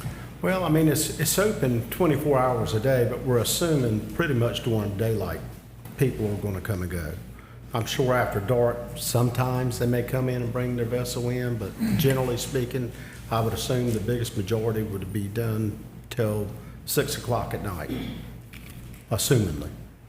And were you planning on any type of motion sensors, lighting, or is it going to be continually lit? No, I would probably do motion lights in sections, per section, because they don't need to remain on. The security system I'm planning on putting in will be IR cameras, so you don't need a lot of light for those anyway. That's the whole idea of those.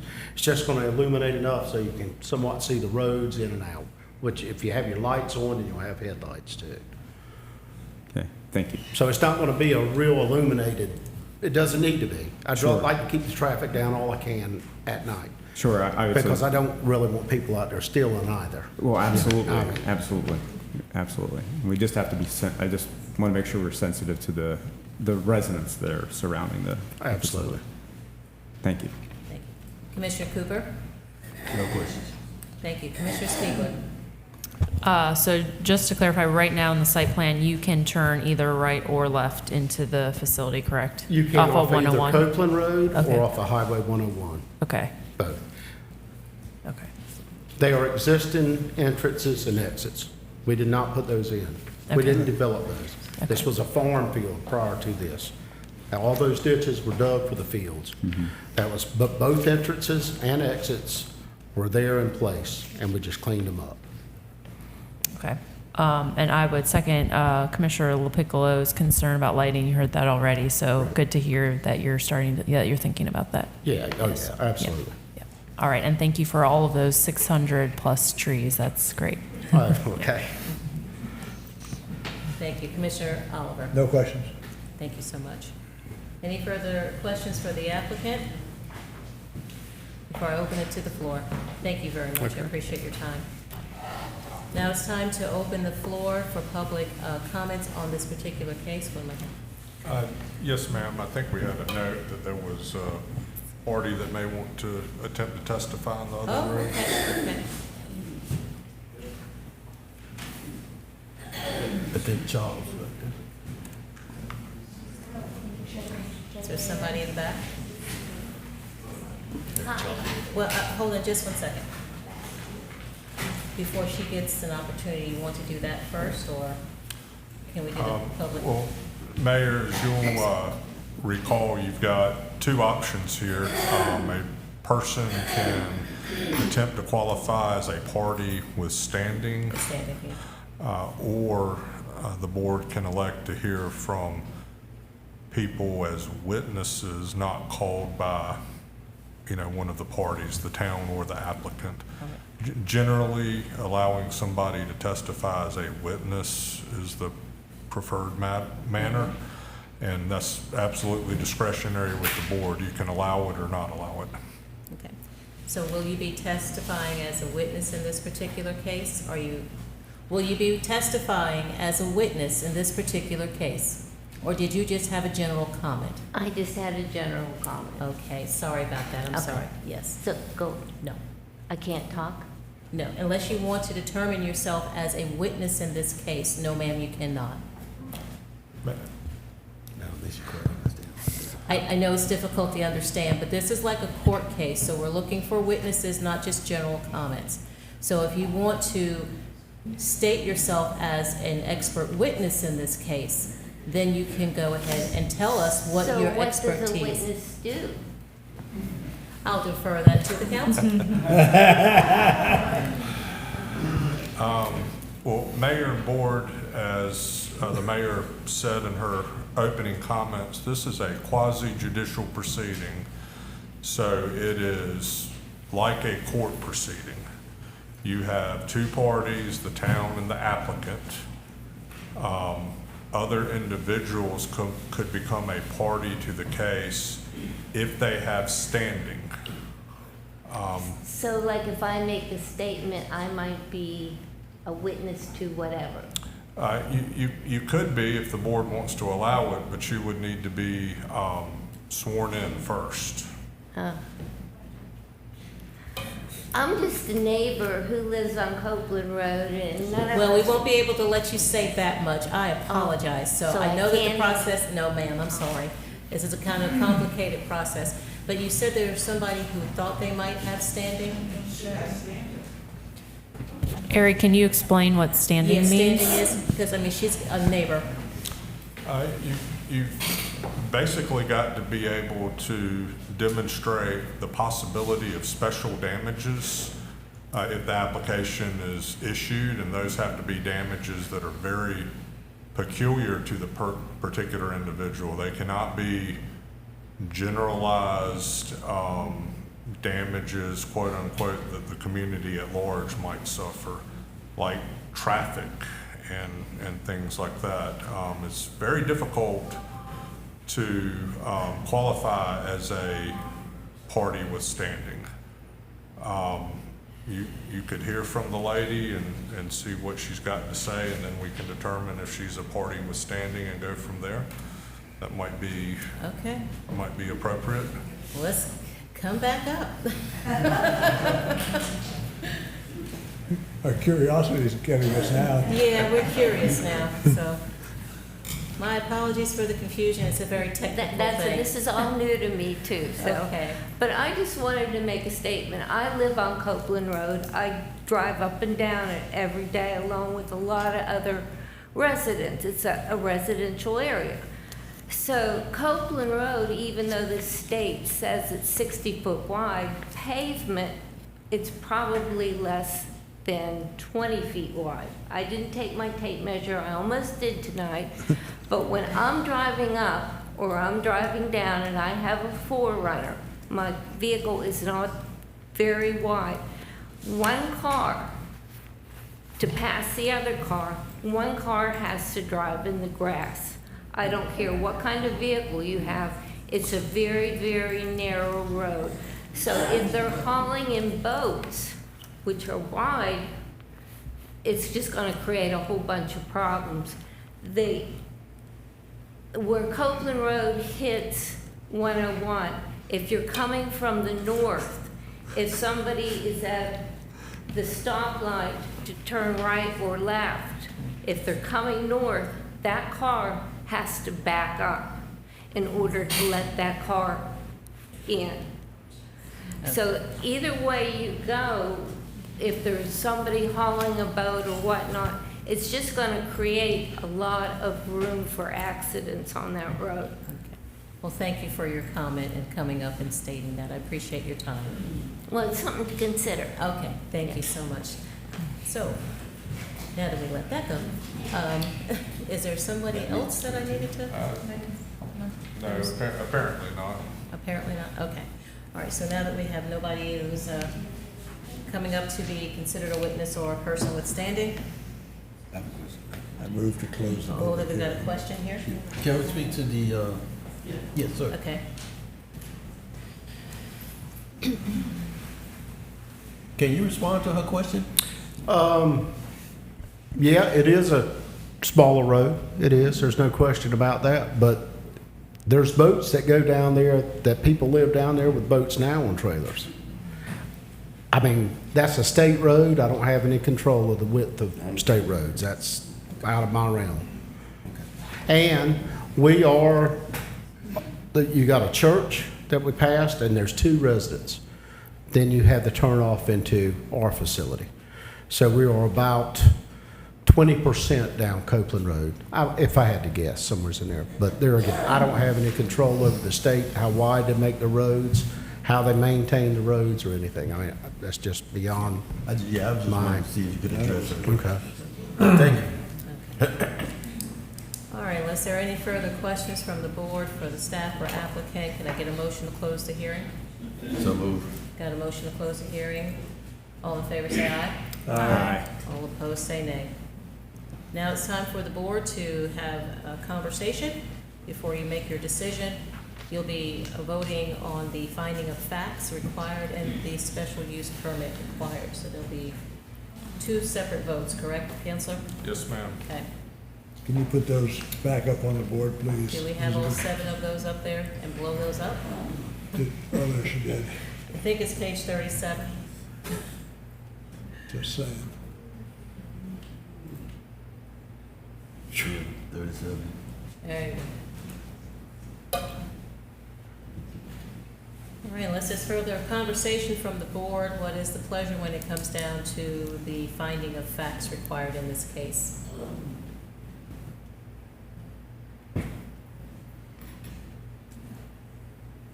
I can't see it up there.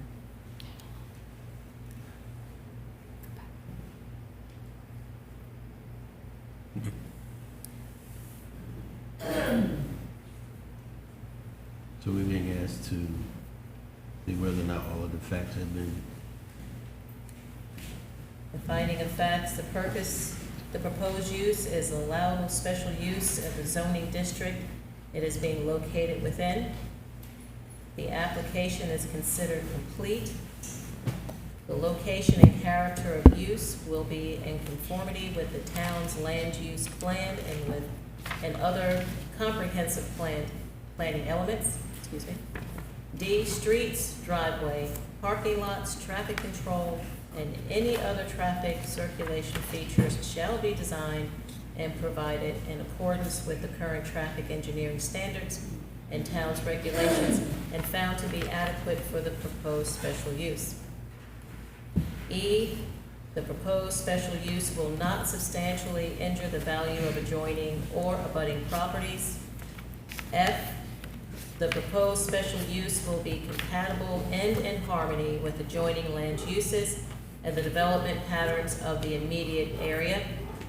And G, the proposed use will not materially endanger the public health or safety of the community if located where proposed and developed according to the submitted and approved plans.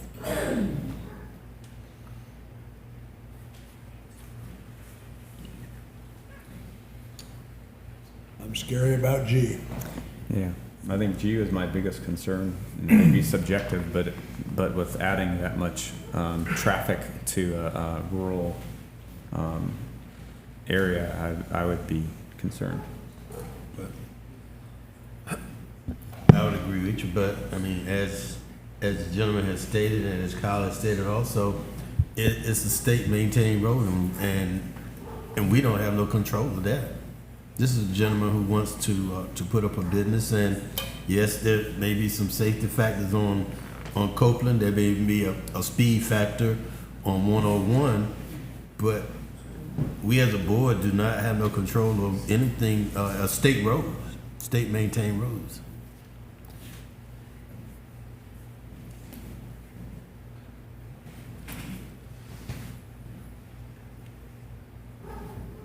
And once again, you have to approve all of them.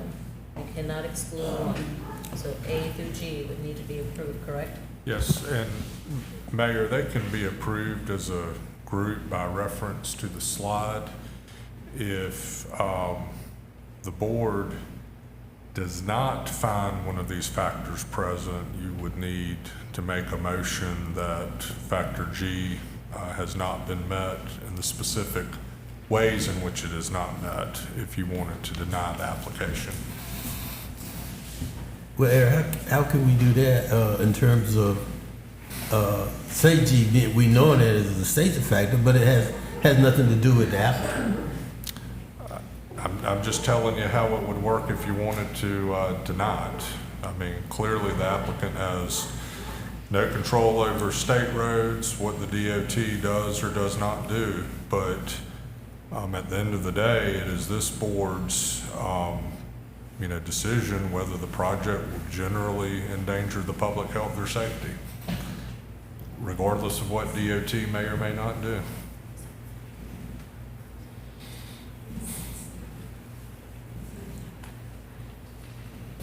I'm thinking about if it were developed as homes or townhomes or anything else. I know this is a working land situation, but just for the purposes of thinking it through thoroughly, there would be a lot more cars coming in and out if it were developed as something else.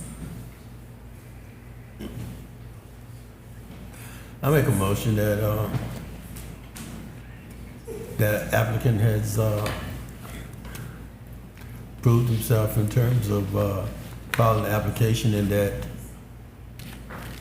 we proceed with the required findings, A through G. So case number 2309, you have a motion to approve the finding of facts, With no conditions. just a finding of facts. You can apply conditions in the next Yes. phase when we actually issue the permit. All right, any further questions about that motion?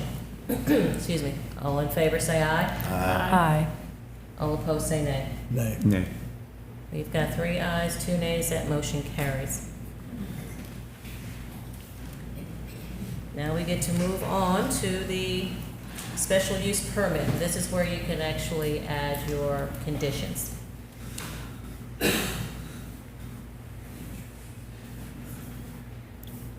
Well, I'd like to see the conditions for warm lighting in the range of 2,700,000 to 3,000 to produce a warmer, less harsh light on the property. I'd like to have a condition for those motion sensors as the applicant discussed. And I'd be interested in operating hours, but I know that might be difficult with boats. Any further conditions that they would like to apply? I would support the lighting ones. I don't know about hours of condition just because some people go fishing really early in the morning and some people go on sunset trips, so Yeah. I would be hesitant to put hours of operation on. So I understand, what type of lighting are you asking? Warm lighting warm lighting, In that range that I stated, and that was 27. 2,700 to 3,000 lumens. Yeah, I could get on board with the lighting conditions. Motion sensors. And more motion sensors?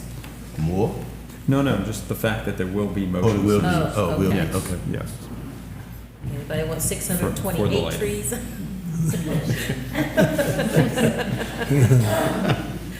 Seven is not a good feng shui number. I mean, if we can just get one more in there, make it a even number. It's our only opportunity to go up in trees, so we might as well. The 627 is fine, it's just joking. All right, so when it comes down to case number 2309, special use permit, we've got some conditions added to that. Can I get a motion for approval with the conditions added? So moved.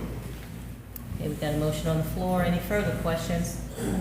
All in favor, say aye. Aye. All opposed, say nay. Did everybody say aye? Yeah, right there. Okay. Aye.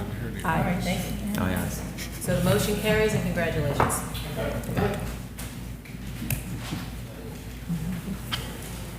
Okay, now we're going to move on to the public hearing for the volunteer annexation of 233 Leander Drive. Can I get a motion to open the floor for a public hearing? So So moved. moved. So, okay. Thank you. All in favor, say aye. Aye. All opposed, say nay. All right. Charlie, who do we have for this one? Elizabeth Lewis, town clerk, assistant town manager, will be doing the presentation. Thank you, Mayor. Board. So this item has been before you in multiple phases. This is the third month that it has been before the board. This is the final stage where you actually make a decision whether or not to annex 233 Leander Drive into the town of Beaufort city limits. Just to recap, on July 8th, I presented the certificate of sufficiency to the board. This public hearing has been advertised for in the Carteret County News Times, July 31st edition, as well as the August 4th edition. The property owners are here tonight if you have any questions specific to them, if they want to speak during the public hearing. Just recap, those who live outside of the town limits cannot speak during the public hearing on this annexation. If the board does decide to approve the annexation, the ordinance in your meeting packet will need to be adopted, as well as the map as Exhibit A. Let's see if anybody has any questions. Commissioner Gilligan? No questions. Thank you. Commissioner Lopiccolo? No questions. Thank you. Commissioner Cooper? None. Commissioner Spiegler? No questions. And Commissioner Oliver? None. Thank you. So I want you to clearly state that again before I open the floor for public hearing. Who could actually come up to make a public comment on this particular case? Everybody paying attention? Sure. Would be individuals that reside within the town limits or that own real estate within the town limits. Okay, so we have our criteria marching orders. So if anybody wishes to make a comment on this particular case, please come up. All right, seeing that there's no movement, can I get a motion to close the floor for public hearing? So moved. Thank you. There's nobody in the back, is there? Okay, all right, very good. I just don't want to overlook anybody. So we're the lone survivors? Oh, no, no. So we got a motion to close the public hearing. All in favor, say aye. Aye. All opposed, say nay. Thank you very much. So when it comes to the volunteer annexation of 233 Leander Drive, what is the pleasure of the board? There's an ordinance that attached to your packet on page 47.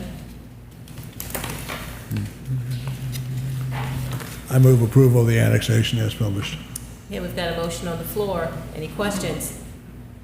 All in favor, say aye. Aye. All opposed have the same right. Thank you very much. Now we're going to move on to public comment. Yay, let's see who's left. Miss Miriam Sutton.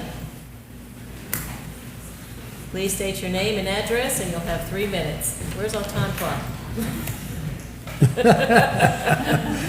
Miriam is disciplined. She won't take more than 3 That's minutes. the shot clock right there. That's good. And Okay. go. Hello. So Miriam Sutton, 2231 Lennoxville Road, Beaufort, North Carolina, 28516.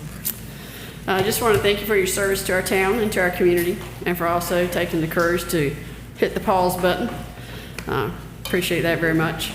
I'm speaking to you right now as a former member of the Harbor and Waterways Committee, and I'm asking you to take this extra time to investigate infrastructure grants that are out there for our community for such projects as those that are on the table. Based on our findings during the Harbor and Waterways Committee, there were other ways of securing the capital that we so desperately need for these docks without doing a formal public-private partnership. Thank you. Thank you, Ms. Sutton. Next is Ms. Harriet Altman.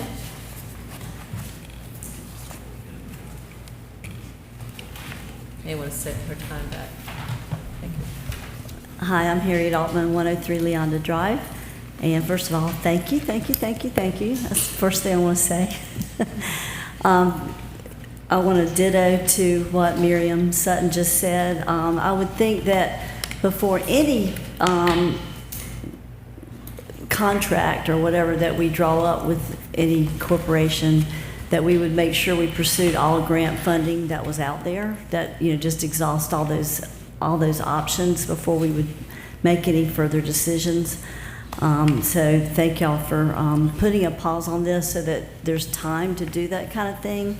And, speaking of the Harbor Committee, they did so much work for a couple of years that it just seems like it would be a good idea to bring them back together, and also maybe the consultant, and update them, of course, on the financial presentation, but also use their findings and put all that together. They did a lot of good work, and it just seems like, that would be a good thing to do. So I guess, to me, this is sort of a very big picture thing about the future of the community and where we want to go. I hear comments like, oh, we want to have the most beautiful harbor and this and that and the other. And I kind of question that because, we love our harbor, like it is. I don't know that we're trying to be any huge state-of-the-art harbor, because really we want to keep, I would think, fairly low-key as we are. And I think we always need to be thinking about who are we benefiting when we do these things. Are we benefiting the tourists? Are we benefiting the local citizens? And make sure that the local citizens is the first people that we're benefiting. That should be the first priority. So I just would encourage us to just think about what are our priorities, what do we really want, make sure that there's still room for all of our little boaters to be going up and down Taylor's Creek and going downtown. And, we need to keep, of course, an environmental lens on everything that we do. And so those are, I guess, the main things that I wanted to say. Again, thank you so much for all your hard work and for your support and for listening to all the citizens. And I'm really proud of our community, too, the way everybody came out and just, came together and just like, whoa, wait a minute, we got to, really think about this. And so I think we should all be proud of all of us. And so thank you. And I know this is such a huge, y'all have a big weight on you. And I appreciate that, because what your decisions are here can mean for generations, it could affect for generations. And so thank you for thinking about all that. So thanks. Thank you. Ms. Susan Smith, Pippa's mom. Susan Schmidt, 1527 Ann Street, the Pink House. I moved to Beaufort 45 years ago when the dock was just built. I bought my house 43 years ago. I wrote the CAMA Marina regs 42 years ago, and I've had a captain's license 41 years. My first comment, reinstate the Harbor Waterway Committee and have more than one person sign the RFP. As I wrote in a letter, local control, local management. And as you hire a contractor, if that's the way you go, know what percentage the town will share. How much did Haywood Weeks ever earn in 45 years? How much did the town ever share? Local workforce. I guess you guys are calling them the something, but anyway, Safe Harbor, Jarrett Bay has kicked out local workers. Jarrett Bay was the second largest employer in Carteret County after Cherry Point, which was the largest employer in the county. Local access. Safe Harbor did not care about small towns or small boats like cruising sailboats. Wonderful people have cruised into Beaufort and swallowed the anchor, like Doug Doubleday and many others. Local management, local access, because we love it. I quote my neighbor, Pricey Harrison. She's lived part-time on Front Street for 30 years. She says, the town dock is not just Beaufort's front yard, it is a treasure for the whole state. And Pricey, who is a legislator, thinks that there is money to protect a state treasure. Lots of money that we can get through the state. Just today I heard a New Yorker magazine editor has asked me to share my research for my next book on ocean currents and sea level rise. Yes, the dock and the boardwalk need to be raised. King tides will flood Front Street a third of the year in 10 years. Thank you. Joni Dennis.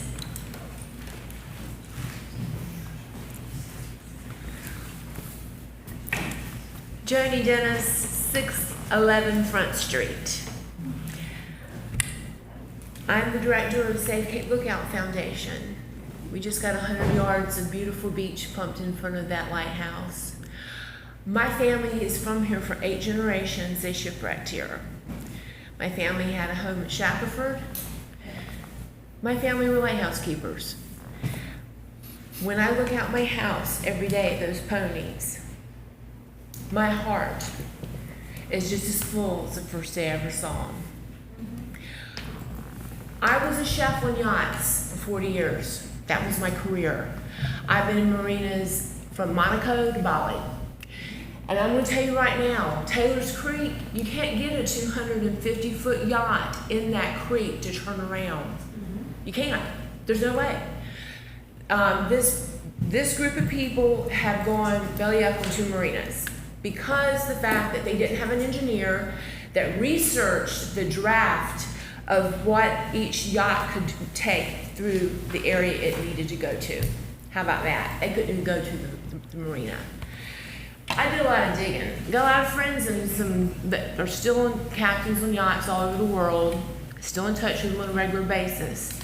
They've not had one good thing to say about Safe Harbor. As a matter of fact, 10 years ago, they warned me about them. They said, hey, one day you're going to hear about these people. Joni, be aware of them. So I'm so happy that you guys are taking this time to look forward to other solutions, because the Beaufort that I've known all my life, that is now the coolest small town in the United States, I don't care about that cool stuff. I just want our heritage to be here for our grandchildren. I don't have kids, but you do. You want your grandchildren to have that heritage, that small town, beautiful feel to it. And because those boats can't turn around in that harbor, and they're building a bigger facility for up to 450-foot yachts to be hauled out, they're mega yachts. They can't come in our harbor. They can't go because of the draft. So the same thing's going to happen here. And whoever's their engineer is like, I don't get it. That is just it's a mistake on their part. So thank you for taking the time. Our state has, our taxes that go into our hotel and occupancy taxes. We can get some of that for this project. I'm pretty sure we could. That's another thing to look into if you could. I mean, that's where I go with that. So, I don't know what's happening to my property that I live on, my home. It said that it was sold 2 weeks ago to the town of Beaufort. Does anybody know about that? 611 Front Street? Do you guys know anything about that? The town of Beaufort bought our property? It was sold to the town of Beaufort by the owner. No, it hasn't been. There's nothing in the register of deeds that it has been sold. I call Iona today. I call every day. I said, what is going on? Nobody understands what's going on with that. We're more than happy to talk to you about this offline. I think there's some information that we could share with you. Okay. That will probably clear up this mystery, but it's also your family. I think you should probably reach out to them as well. They don't know what's going on either. None of us do. So it's that's a really big concern. Thank you. Thank you. Barry Slade.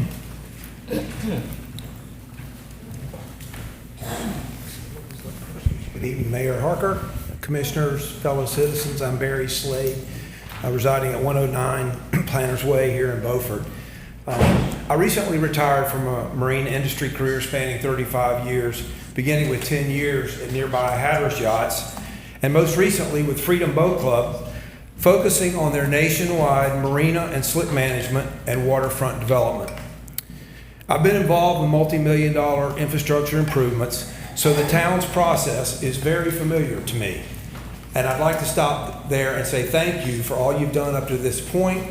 The time and effort these processes take is enormous, and thank you tonight for listening to the voice of the community.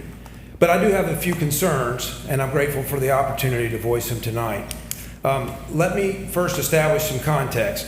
My comments are assuming that the town doesn't pursue available grant funds, bonds, but in fact decides to partner with a private third party. Marina owner groups and marina management companies come in all shapes and sizes. Having worked recently with near all the major marina owner groups and marina management companies, I'm very familiar with what makes each of them unique. Some companies prefer larger marinas where they cater to larger vessels and are commonly referred to as institutional investors. Some specialize in municipal properties, some like freshwater, some like saltwater. Some are parts of REITs, real estate investment trusts. Some are publicly traded. Many are private, entrepreneurially driven. Each company typically has a preference for specific types of properties and are the best operators to focus on what they do best. There's a lot of nuance in all these differences, more than we can cover tonight. But I saw it best summarized recently asking this question. If you were faced with having brain surgery, would you find the most competent heart surgeon to do the operation? No, you wouldn't. It's not your best option. Similarly, large marinas and service yards operate very differently from small local waterfront docks. Remember, Beaufort doesn't have a downtown marina. What we have is a priceless downtown waterfront, which is the heart and soul of our town. Here's my concern. In reaching out to many of the folks I dealt with at these marina groups, it didn't take many phone calls to find that some did not even know about Beaufort's RFP and never received a bid package. These same companies, given the chance, would be happy to submit a proposal if that opportunity were presented. Many of these firms are flush with cash, are actively looking for projects, and put strong emphasis on relationships, not just the bottom line. I have concerns echoed by many here, whether this RFP was adequately distributed, and did we overlook potentially viable partners? My research within the industry suggests perhaps we may have. We citizens should be given the assurance that a broad net has been cast for this critical partnership. And I would add finally that any and all proposals should be reviewed not only using the typical RFP evaluation criteria, but a critical review of the company's experience and expertise in managing municipal waterfront projects in boutique communities like Beaufort's. Thank you for your time. Mr. Charles Llewellyn.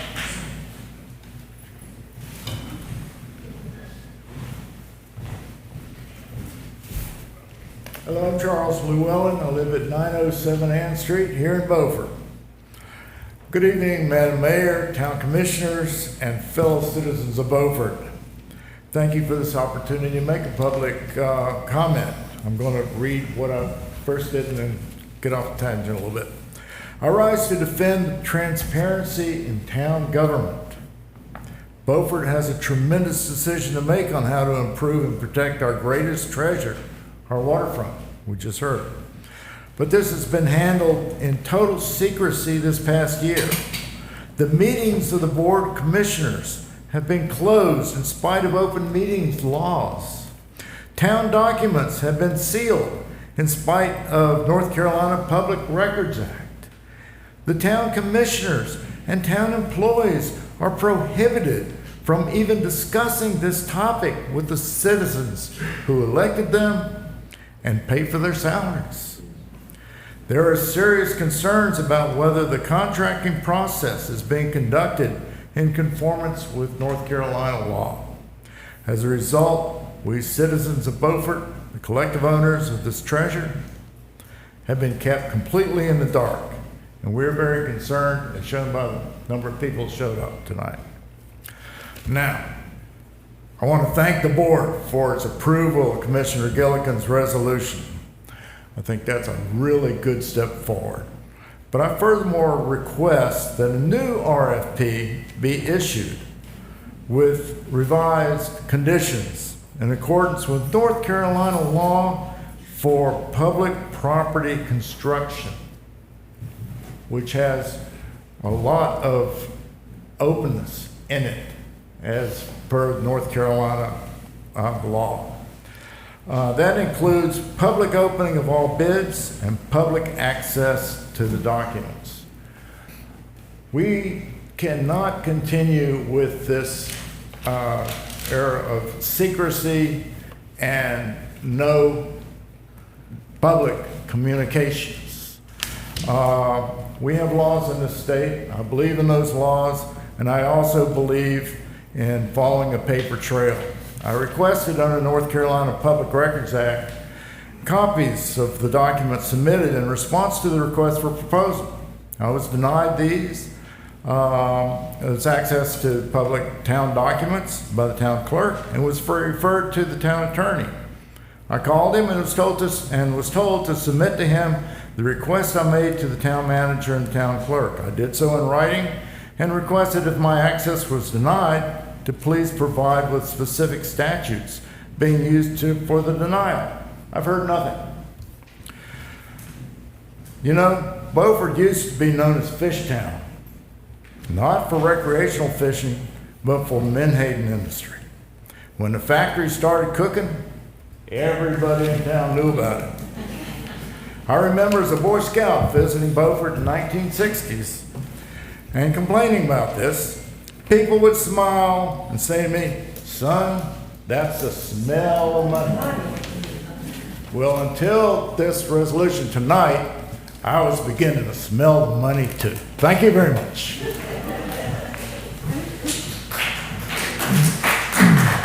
Mr. Robert Harper. Mr. Tipper Davis.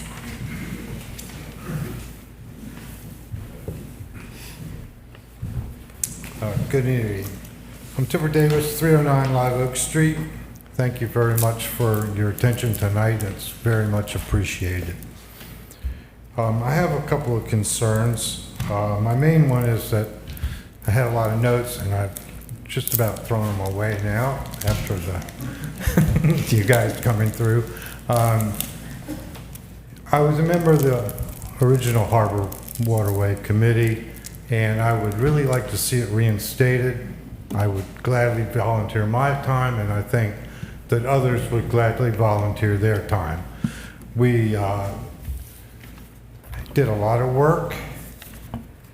We held our meetings in public. The public actually came to a lot of them. And we were dedicated citizens, and we brought a lot of professional expertise to all of these issues. So I'm sure most of us would gladly step up to the plate, and there's other talent around here too that we could put to use. I don't advocate that the town go into debt over this. There's other avenues available.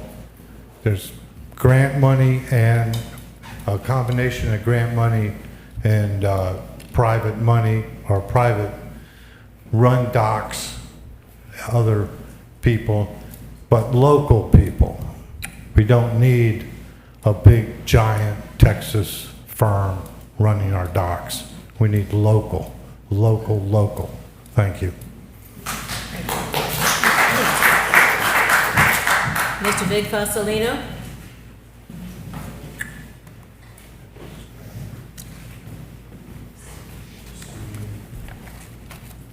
Vic Fasolino, 138 Gallants Point Road. Good evening, Mayor Harker and commissioners. I was sitting back there sweating if I was going to be able to do this in 3 minutes, but you have saved me. You're welcome. That's my next comment. Thank you very much for the action that you took tonight. I know that you have spent lots of time in private meetings discussing with our potential third-party concessionaire to negotiate a contract. I'm sure there are hundreds of hours in there, and I know Mr. Townsend has a huge amount of time in there, and we appreciate all that. I think the negotiation perhaps didn't quite go in the direction everybody wanted. From what I have heard, there's two considerations, private versus public. And that's up there, and that is a concern, and I think it needs more investigation. But more than that, the concern I had was who the third party was. We were looking at a company whose business model is totally different from how the citizens feel about Beaufort. I would encourage us to be more open in the process when we choose a third party or when we weigh alternate third parties so that the public has a chance to weigh in. Thank you for all your work. Thank you. Mr. Peter Crumley?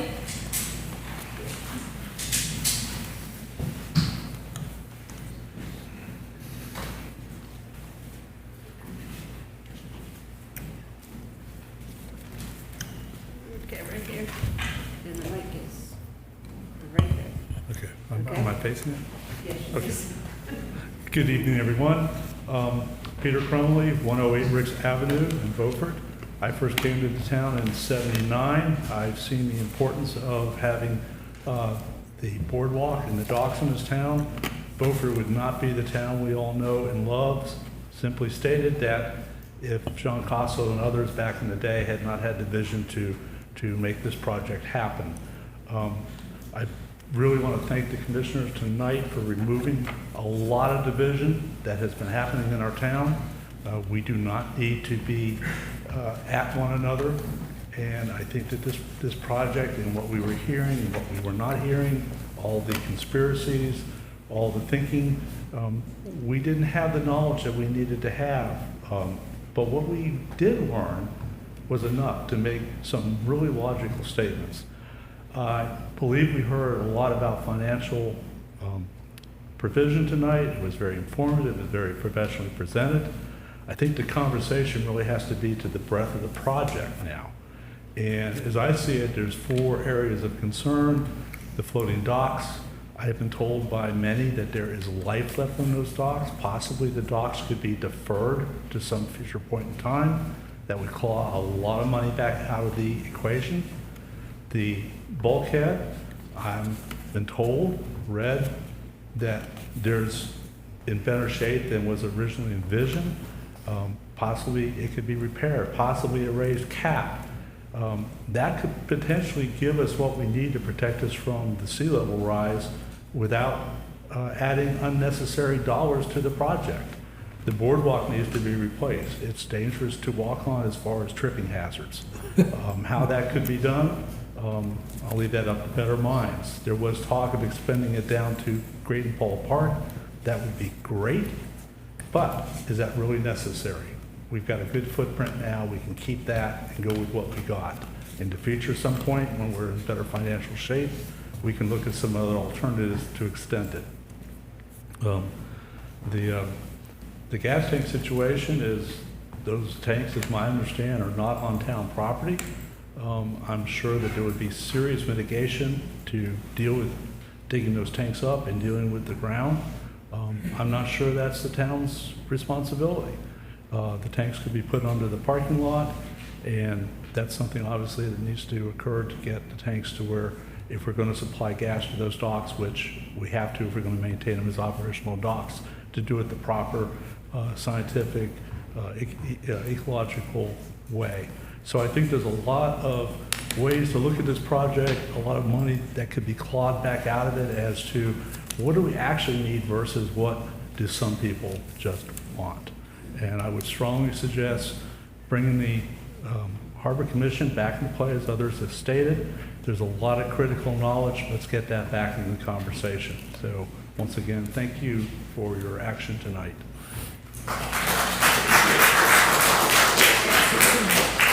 Becky Newton Bowler.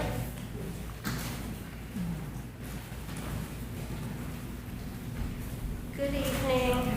Thank you, Mayor Marker and Commissioners, for the hard work that you all do, not just the work you've done on the Harbor project, but on the many important projects that you're working on behalf of all of us in Beaufort.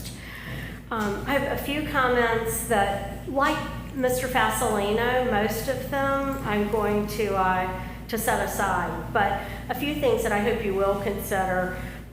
First of all, I'm currently serving my second term on the town's planning board, and I was also a member of the Harbor and Waterways Committee. I love Beaufort. I love being part of the volunteer process here with the town. When I'm not volunteering, my full-time job's in investment management, so how projects are funded is something I'm particularly passionate about. One of the crucial recommendations that the Harbor and Waterways Committee made in 2022 was that the town consider grants as a funding source for the necessary repairs. So I was heartened to hear many of you say tonight, and I know this is something that you've all been looking into, but how can we potentially fund the must-do items, at least partially fund through some of the grants that are available. Let's see. So, and I guess the thing I wanted to urge is that we put together a grant funding framework as a matter of urgency, because there are a number of imminent deadlines, including, for example, for brick grants, for building, for big grants, the boating infrastructure grants. So there are a long list of grants we can consider, some of which we're in a position now to potentially apply for, others we may not be ready for until we have a shovel-ready project. But at a minimum, I think it's important to have a grant funding framework that's specific to the Harbor project. And then there are just a few things that I hope you all will consider. Number one is communicating to citizens or re-communicating what the must-dos are for the Harbor project, including the urgency for the must-dos. Number two, again, creating a grant funding framework. And then finally, as other citizens have said, reinstating a citizen Harbor and Waterways Advisory Committee, and then also potentially considering reinstating a consultant like Moffitt and Nickel, or another expert team of consultants that you all identify who have worked with towns like Beaufort on similar projects from what I think of as sort of thought to finish. So I'll end where I started by saying I want to sincerely thank all of you for the enormous amount of diligence and hard work that you put into projects like this. I also want to thank our fellow citizen, Doug Townsend, who led the Harbor and Waterways Advisory Committee. At my request, spent about 2.5 hours with Doug yesterday afternoon. He answered a lot of questions I had. And as always with Doug, very clear to me that his intentions are only good in terms of doing what's best for Beaufort. So for anyone who might have questioned that, please give Doug some grace. He's our neighbor. He wants what's best for Beaufort, and I think it's important for all of us to recognize that. Thank you.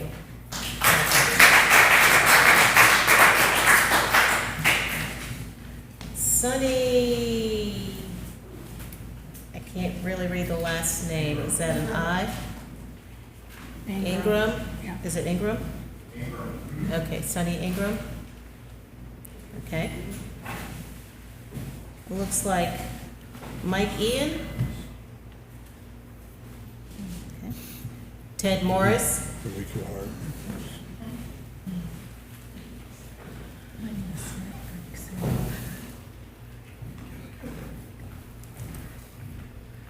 Good evening. My name is Ted Morris. I'm at 2219 Lennoxville Road here in Beaufort, and I want to express my appreciation to all of you as well, as has been stated many times. We as citizens of the community are very grateful for your time, talents, and treasured efforts that all of you put in on a daily basis. Much of what I might have said has already been spoken to, but I do want to reiterate a few points that I think I have some unique experience with. I've made my living as a professional economic developer for the last 20 years, doing community and economic development primarily from Raleigh east throughout all of eastern North Carolina. And I know from personally being involved in raising and managing over $50 million in grant funding from not only a variety of entities and agencies throughout North Carolina, but around the nation, that is a very viable source of funding for a project like this. And that to do so, and to do so effectively, will bring new assets not only into the community, but into the state, not necessarily move them around the state, which even in and of itself would be a benefit to Beaufort. So I really hope when you hear those comments, it is tough digging, but if you know the landscape and you have the connections, and many of the people in our community do, because they've been a part of the work to build public policy that then drives those grant-making mechanisms, I think we have a lot here to play with that can be utilized to our benefit. I would also offer up, much of my experience was related to doing partnership development and with NC State Centennial Campus, helping grow that campus into what it became, which was a actually internationally recognized research campus. Also being the founder of NC State's, or ECU's Research and Innovation Campus. And I think those models of public-private partnership and the development of what in those cases are under the Centennial Campus Act and the Millennial Campus Act are state properties, offers a lot of lessons for Beaufort to consider as you think about how you want this public property to potentially be privately managed, which is not an evil in and of itself. I think many of the folks here would agree tonight to that. It's more about partnership selection in that regard. But there are a lot of lessons to be learned there. One I'd really love to leave you with is never lose control of your master plan. And it is very, very easy, both intentionally, unintentionally, directly or indirectly, to lose control of your community's vision, mission, intentions, and your own master plan when it comes to engaging with private entities. Also, private partners look much simpler than public management through the government process, but the reality is they have many masters, many of whom can't be seen at the time you forge those partnerships. And they come to be seen later when things get tough and times get hard and economies change, and you find that suddenly you're dealing with people you didn't think you were ever going to deal with. There are other great examples in there about creative financing, and the list goes on. If ever you wanted to pay a trip to the Centennial Campus and talk with folks who have experience in those types of things, I'd be glad to help arrange that for you. They can speak specifically to financing, to partnerships, to the legal side, to the enforcement side. which is another issue that I don't think has been directly addressed here tonight, but very much important. The size of your partner pretty much determines from the start whether or not you will ever be able to enforce that partnership. It is a David and Goliath. And a company with a $16.2 billion market cap has a fleet of attorneys, far and away more skilled, trained, engaged, empowered, and funded to manage their side of the relationship compared to us as the town. So no matter who we pick as a partner and how we go about it, that contract is only as good as we can enforce it, and I hope we'll keep those things in mind. Thank you again for all your efforts and all your time.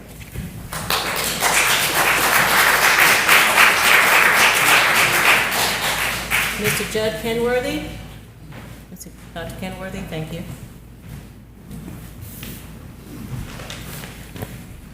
My name's Judd Kenworthy. I live at 109 Holly Lane, Beaufort, North Carolina. And thanks for allowing me to comment this evening. And I did comment on the waterfront project at the last meeting, but I do want to say I really appreciate and thank you for your time, your thoughtfulness, and a really courageous decision you made tonight. And I think, as we've heard this evening from, it sounds like people who understand these kinds of arrangements, there's a lot of work to be done, and there's the right way to do it. And I look forward to seeing it done that way. But actually, what I want to comment on, if you allow me to, is item number 3 under new business. Is that okay, Mayor? At this time? Go right ahead. I saw this on the agenda the other day and got to thinking about it. Just for the sake of the audience, the allocation reservation request is being brought forth by town and staff ahead of annexation and site development plans. So we have a request for an allotment of sewer and water, I guess together too, but also an impending annexation request that's coming, and maybe some plans, but you don't have the plans yet.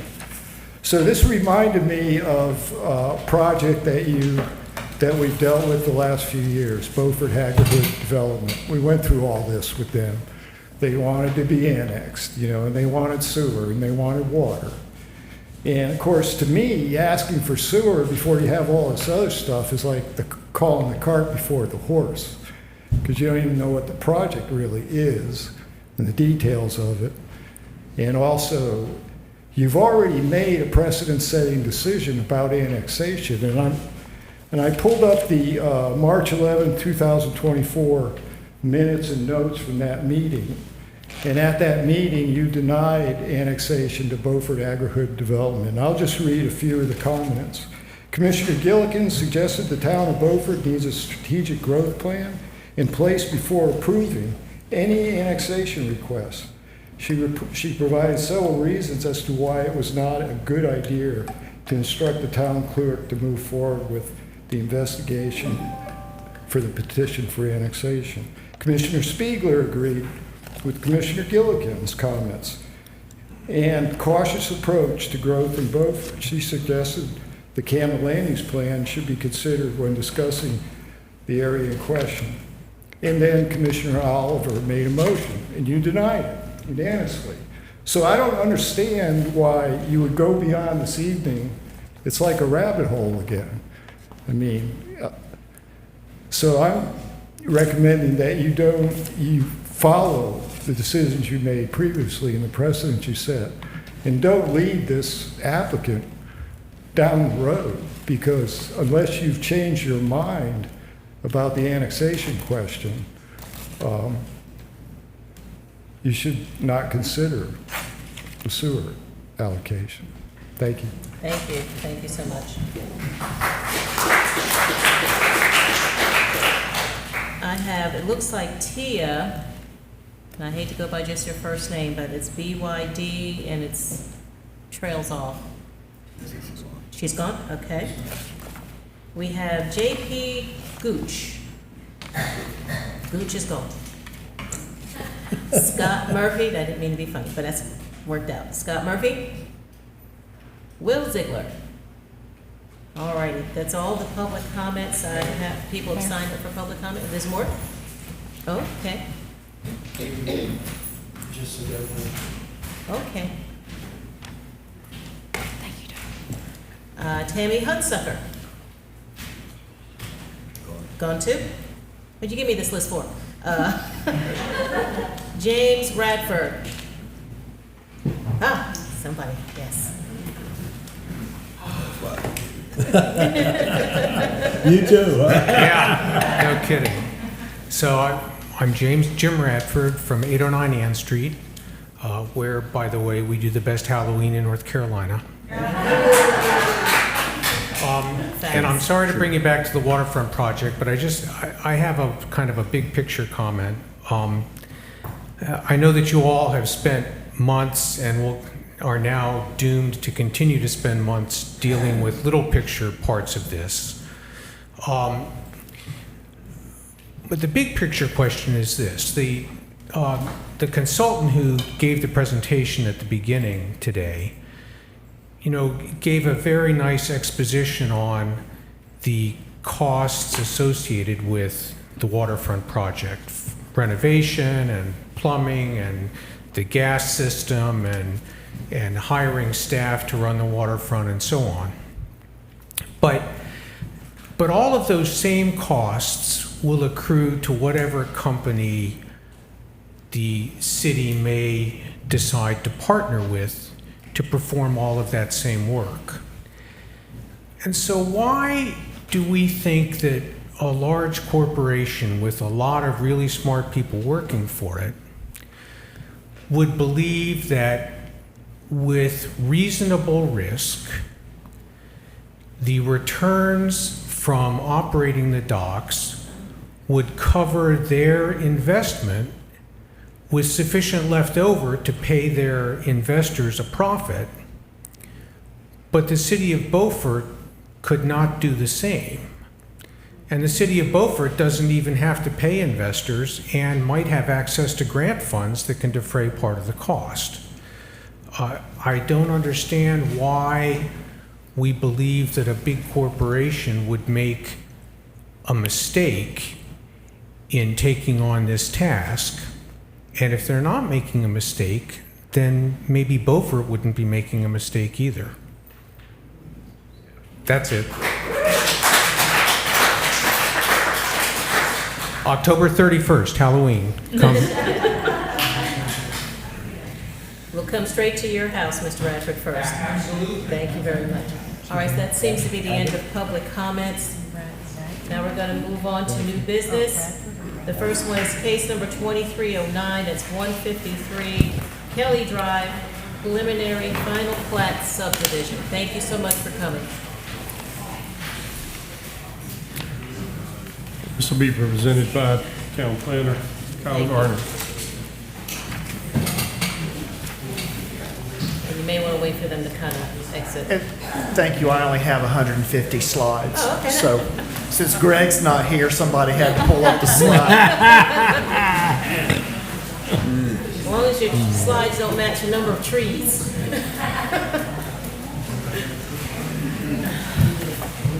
And no lunch yet, John? I got my lunch. Do we have time for a quick restroom break? Yeah, can we recess for 5 minutes for a quick restroom break? Sure. Quick, can I go to the bathroom? Okay, we're going to recess for 5 minutes for a quick break for bathroom.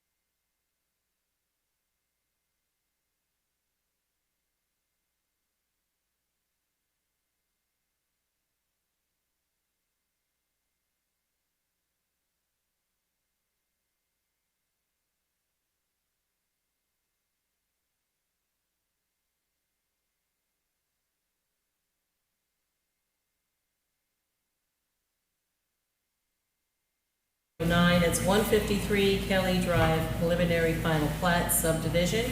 Yes, And ma'am. Charlie, who do we have for that? Town planner, Mr. Gordon.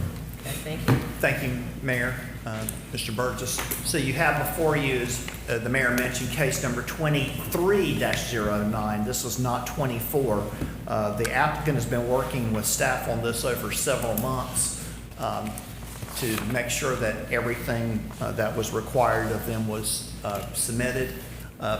This site is currently 7.32 acres, and the request is subdivided into 2 lots. The property is located in the extraterritorial jurisdiction. It will be served by septic and well water. Commissioner LaPiccolo, recreation fees in the amount of $765.58 will be required at the time of final plat recordation. That's not only for you, that's also for Ms. Johnson, but I know that's one of your points. Thank you. Yes, sir. We have a vicinity map showing where this property is located, which is near the intersection of Live Oak and Highway 101 on the west side. It is currently zoned R20. The map that you have in your packet, I apologize for my highlighting skills, but I had a feeling that some folks would want to see where the property would actually be split into 4.97 for Track A and Track B at 2.35. So the blue line indicates where the dividing line between the 2 properties would be. And then we have the aerial photo showing what the property looks like today. And we also have the CAMA land use map, which you've seen recently, as showing this as rural or working lands, and at over 2 acres. This is considered a significantly large tract for an R20 zone district. At their August 12th meeting, the planning board recommended unanimously the approval of the preliminary and final plat. Mayor, I'll be glad to entertain questions. Thank you, Kyle. We'll start with Commissioner Gilligan. No questions. Thank you. Commissioner LoPiccolo. No questions. Thank you. Commissioner Cooper. Well, more or less today, what was with the recreational fee? I'm sorry? The recreational fee? That's just an impact fee that is assessed to properties when they're, When they're subdivided, yes, sir. Yeah. No questions. Thank you. Commissioner Spiegler. No questions. Thank you. Commissioner Oliver. Kyle, what's the access situation? The access is from US 70, and there's an existing, Kelly Drive is an existing private drive, and that is their access off of US 70. And that's so that's an existing access? Yes, sir. Matter of, hold on. Existing Here we go. approved, Yes, excuse sir. me, existing approved access? Yes, sir. Yes, sir. And they're going, no water and no sewer? No, sir.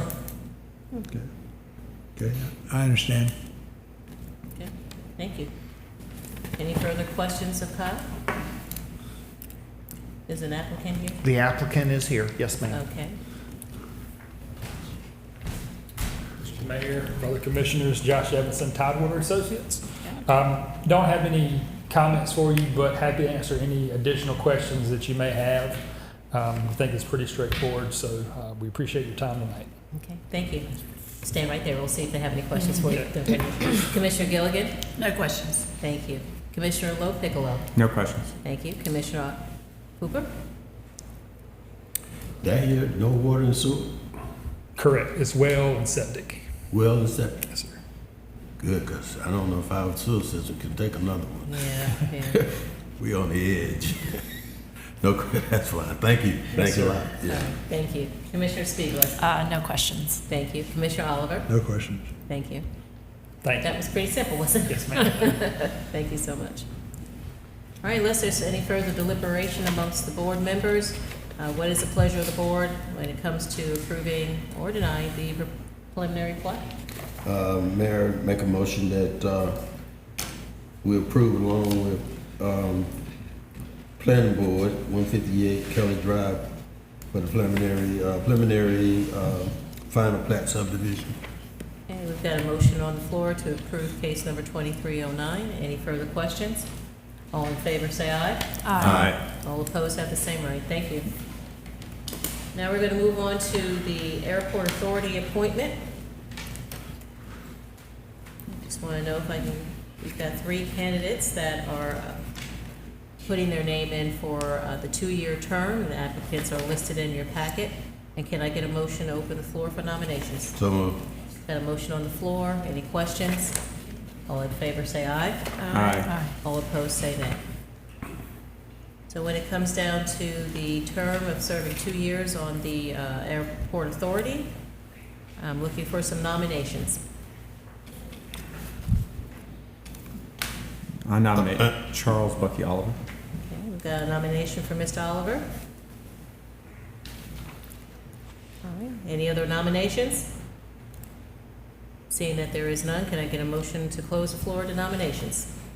So moved. All right, we've got a motion on the floor. Any questions? All in favor, say aye. Aye. All opposed, say nay. Thank you. So when it comes down to voting on Mr. Oliver for the 2-year term, Sentence. 2-year sentence with yard time, can I get a motion to approve Mr. Oliver? I'm gonna make a motion that we approve Bucky Oliver for reappointment of 2 years on the Airport Authority. Okay, any further questions? All in favor, say aye. Aye. Okay, all opposed have the same right. Thank you very much. Congratulations. We're going to move on to 3, that's sewer allocation reservation request. That's the Beaufort RV Resort. Charlie, who do we have for that? We have Sam Bell, the town engineer. Okay, thank you. Sam?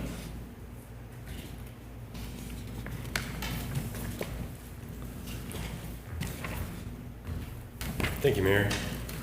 Thank you, Charlie. The application you see for you tonight is was brought forth by West 101 Holdings LLC for wastewater allocation for a RV resort right off of Highway 101. It's an existing 16-acre property. It's requesting 170 RV units, 1 pool, 1 clubhouse, and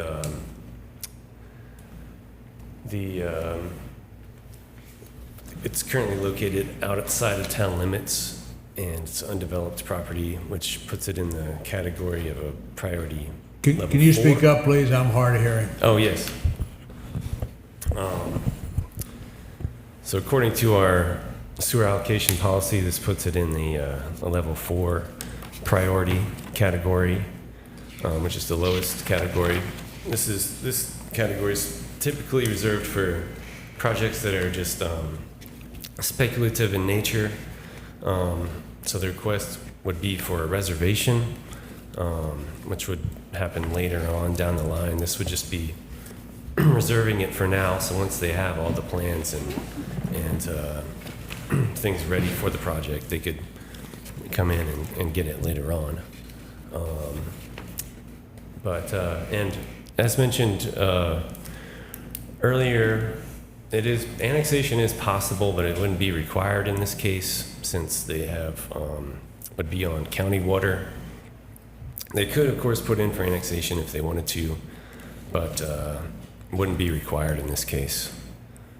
They would just, if it was approved, they would just pay the double sewer, double sewer fees. And what else? So the allocation, total allocation is would be for 20,000 gallons per day, which would represent roughly 1.3% of our 1.5 million gallon per day limit at the wastewater treatment plant. It doesn't have it on there, but did the calculations for the pump stations leading to the plant. The line that comes down 101 that the project would hook into goes through pump station number 9, which is currently only has about 14,000 gallons per day of capacity left based on our current calculations, which is less than what they're requesting. And if the reservation is approved, they would be required to pay a reservation fee that would be 20% of their total estimated development costs or development fees. So, which would come out to about $2,089 now, and then the rest later once the project is fully approved. And if you have any questions, please. Well, thank you, Sam. I appreciate your time. We'll start with Commissioner Gilligan. I don't have any questions for you, but I do have comments. One, I like your tie. Two is in a recent email that I sent to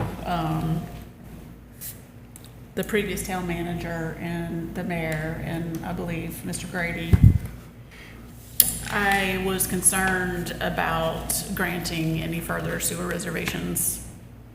And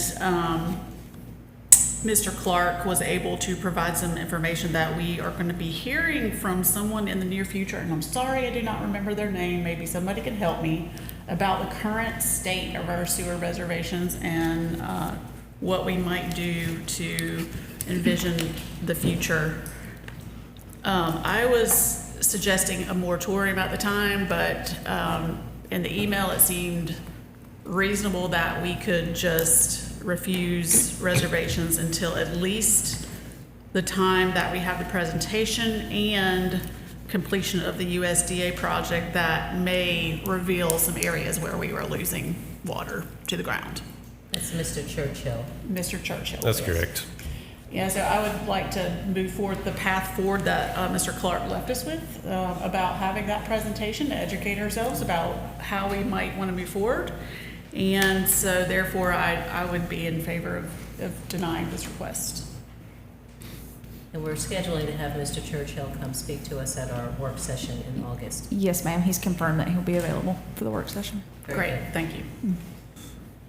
Okay, thank you. Commissioner LoPiccolo. I have no comment. All right. Commissioner Cooper. Yeah. Sam, what is it? Where are we now in terms of our sewer allocate? So the total, based on the current numbers, we're looking at about 80% of total capacity. That's still based on 2022 numbers. Still working on updating that to the last 12 months worth of flow data that we're getting. I'm looking to have those numbers to you by the meeting, by the next work session meeting. So more updated numbers. And what is that level where that you reach if the for state stepping in? The state requires us to have a plan in place for expansion once we hit that 80% number. When we hit that. And so the meeting this upcoming will kind of go over where our plan that is the options that we have for our plan moving forward. Thank you. Thank you. Commissioner Spiegler. I will echo Commissioner Gilligan's concern about sewer allocation. I wonder, though, do we deny this or do we table it until after we hear more in that presentation after August? Just a thought. Okay. We can do either one. Okay. Commissioner Oliver. Is this property in either the town or the ETJ? No, Commissioner, this is outside of town limits. That was my understanding. I'm a little harder over on it than you are this time. I don't think we have any obligation to provide sewer, and I'm worried about why we think we're gonna be providing sewer to a whole bunch of people outside of the town when we're meeting the limit earlier. I'm gonna vote to deny it. And I'm not waiting for Greg Churchill's meeting because this is outside the deal. There's no obligation to do it. And it's just setting us up for a problem. We got to I think we have to be honest with our community that we cannot be the sewer plant for the entire county. We gotta step up and say, excuse me, we have obligations, we have debt, we haven't paid off the sewer plant for the old unit yet. And I just think we're nuts, personally.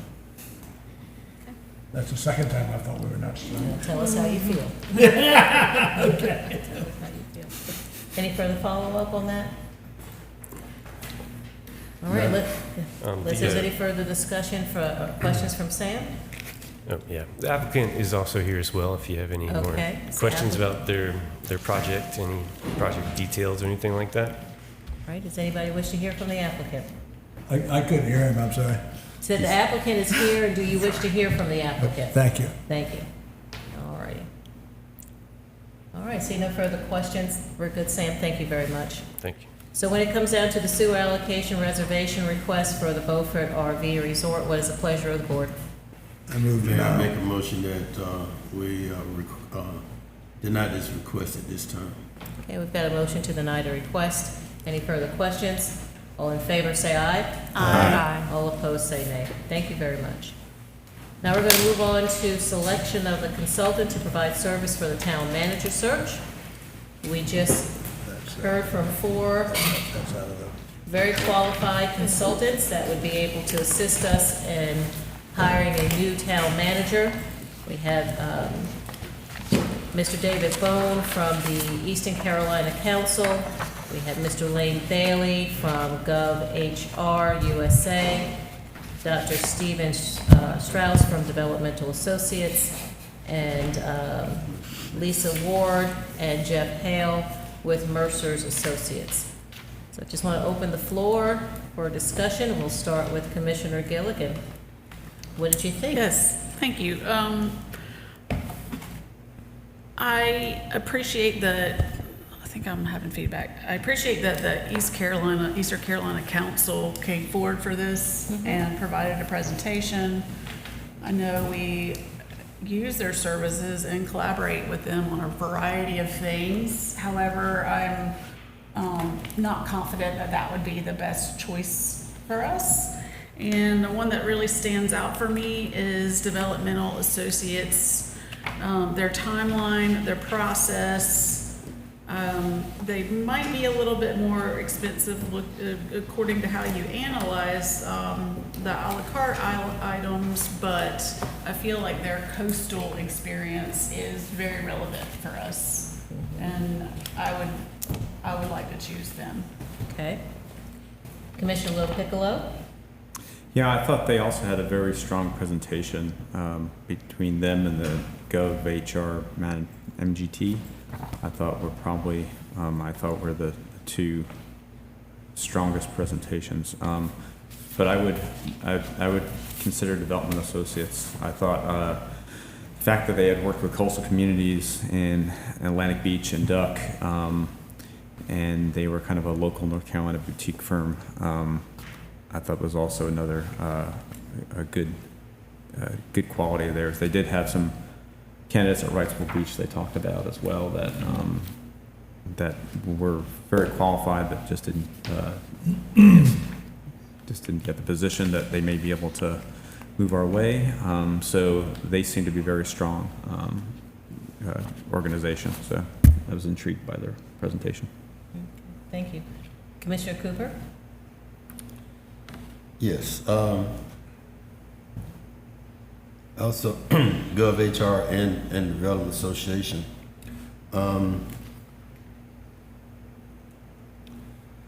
But Gov, I do like that in terms of reaching out for diversity and coastal experience would be something that they would be looking at and trying to assure us that the applicant would have that experience. So I go with GovHR. Okay, thank you. Commissioner Stiegler?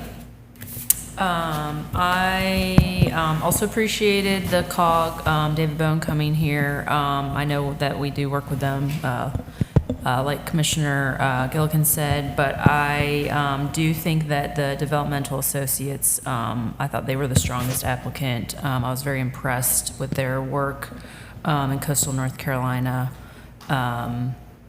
And yes, that would be my first choice, developmental associates. Thank you. Commissioner Oliver? I favor developmental associates. I like the diversity comments. I like the coastal. I like the fact that the North Carolina firm, and I like the fact that I took them a little bit as a contrarian. and I think that came through to me in that I think they're going to invest some time up front to really figure out, to the best of their ability, what we want to do when we grow up. And I think that investment in that will give us a better opportunity to find a strong manager. So that's where I am. They had a very good timeline, which is very important in this particular case. Charlie's going to be here forever, I know. But you should probably appreciate that timeline more than we do. Yeah, but all of Charlie's meetings were 1 hour and ours No, were 6. what do you think about this? I tried to tell you about the new version. I'm having deja vu We're on the from same previous way. places. We've already had a bathroom break and we're ready to go. What timeline did they have? 60 days? 60 days? Yeah. This is only a 5-hour meeting. This is This nothing lightweight, compared right? to some of Already the had other 2 ones tomatoes with ready to go. closed session. But yes, so it looks like we've got 4 of the 5 commissioners are preferring developmental associates. Commissioner Cooper is Gov HR. So out of that, can I get a vote to approve? I'll make a motion about development associates. Thank you. Hey, I'm going to the Lone Ranger with Governor HR, Gov HR. Yeah, you want to jump ship now? I'll jump ship. Okay, never mind, there's 5. All right, so we got a motion to approve developmental associates. Also, that will be something now that staff will take over. I worked really hard to get these people to come in here, and now that we've got a town manager, that's going to be your role. So do we need to add that to the motion? I'll be more than happy to help Welcome get the Welcome get the search firm on board. Talk about a bias. I've done the heavy lifting, you can do the rest. Okay. All right, so we're all in for developmental associates. All in favor, say aye. Aye. All right, all opposed have the same right. Thank you so much, I appreciate that. Now we're gonna move on to manager's report. Everybody look at Charlie. Yeah, it's going to be very brief. Thank you to Mayor and Commissioners for bringing me out of retirement and to a place that I loved when I was here and loved when I left. And I just hope that I can help in some way the staff, the board, the community in bridging the gap until the new manager comes to town. And my main emphasis is establishing and reestablishing relationships both within the organization and in the community and among this board. Whatever I can do in support of this board, please tell me what it is collectively, and we'll give it our best effort. You've got a great staff, tremendous staff, and I've talked with them as a group and as individuals, and the message I've brought to them is I'm here to support them. But that's no different than the message I had when I was here previously. I'm here to support them in whatever it is we can do to get their work plans done and get your projects still on schedule and moving forward. One thing I was really impressed with last week was the expertise and care of your staff with Tropical Storm or Hurricane Debbie. The preparations that were going on behind the scene by your staff were something to behold, and something that we should all be very proud of. And I just want to publicly thank everyone that was involved with that. And Ms. Mayor, that's all I have. Thank you very much. You still awake back here? Checks in the mail, Nelson. All right, we're going to move on to Mayor and Commissioner's comment. We're going to start with Commissioner Gilligan. Yeah, I'll keep this really short, but just a shout out to Beaufort PD for helping me and the reserve and the horses and all the citizens have peace of mind about the little filly that was born on the reserve last week. That was very, very sick. and they really stepped up to the plate, and one officer even jumped in the mud and the water to help us with that situation. So just really appreciative, and it just felt very natural to be working together. So just really appreciate the opportunity and for the help. Thank you. Commissioner Piccolo?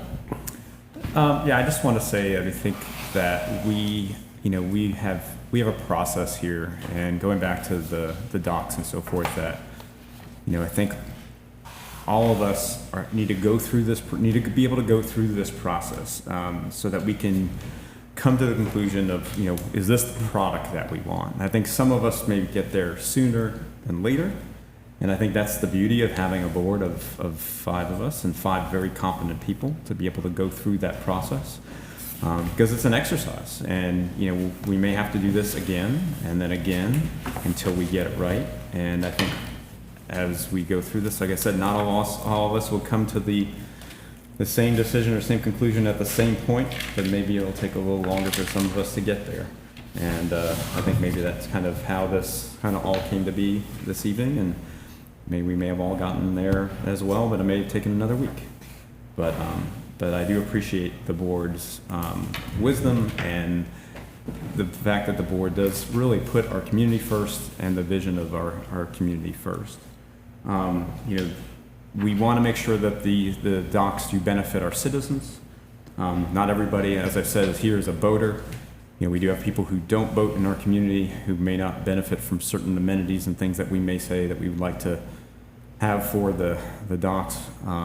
But I do think we need to look out for the person that lives off Front Street, who doesn't have a boat, who doesn't have a yacht, who doesn't utilize the docks, and make sure that we have their best interests in mind as well. I think I also want to make sure we trust the process. We've had accusations that our proceedings have been unethical, and that we are doing things that are very suspicious and that are illegal.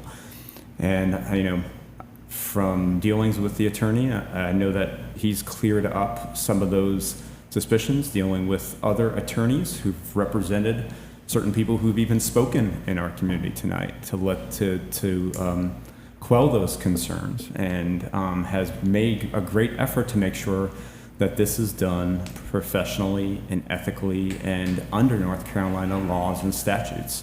We are not, we're not going under those or avoiding those or taking those into our, we don't take that lightly. And I wouldn't take that lightly, and I know everyone on this board would not take that lightly, that we would do this honestly and ethically and under the laws of our state. When it comes to transparency, I do believe we need to be transparent and allow our citizens to understand things like finances and so forth. I am concerned, though, with the deliberations that that I do believe that some parts of our deliberations do need to be in closed session. And I think that does protect the town, and it does protect our town, the town's ability to leverage certain parts of the negotiations. So, I've said this before, just as with a real estate negotiation, you're not going to just broadcast what you're bidding and what you're going to give and what you're.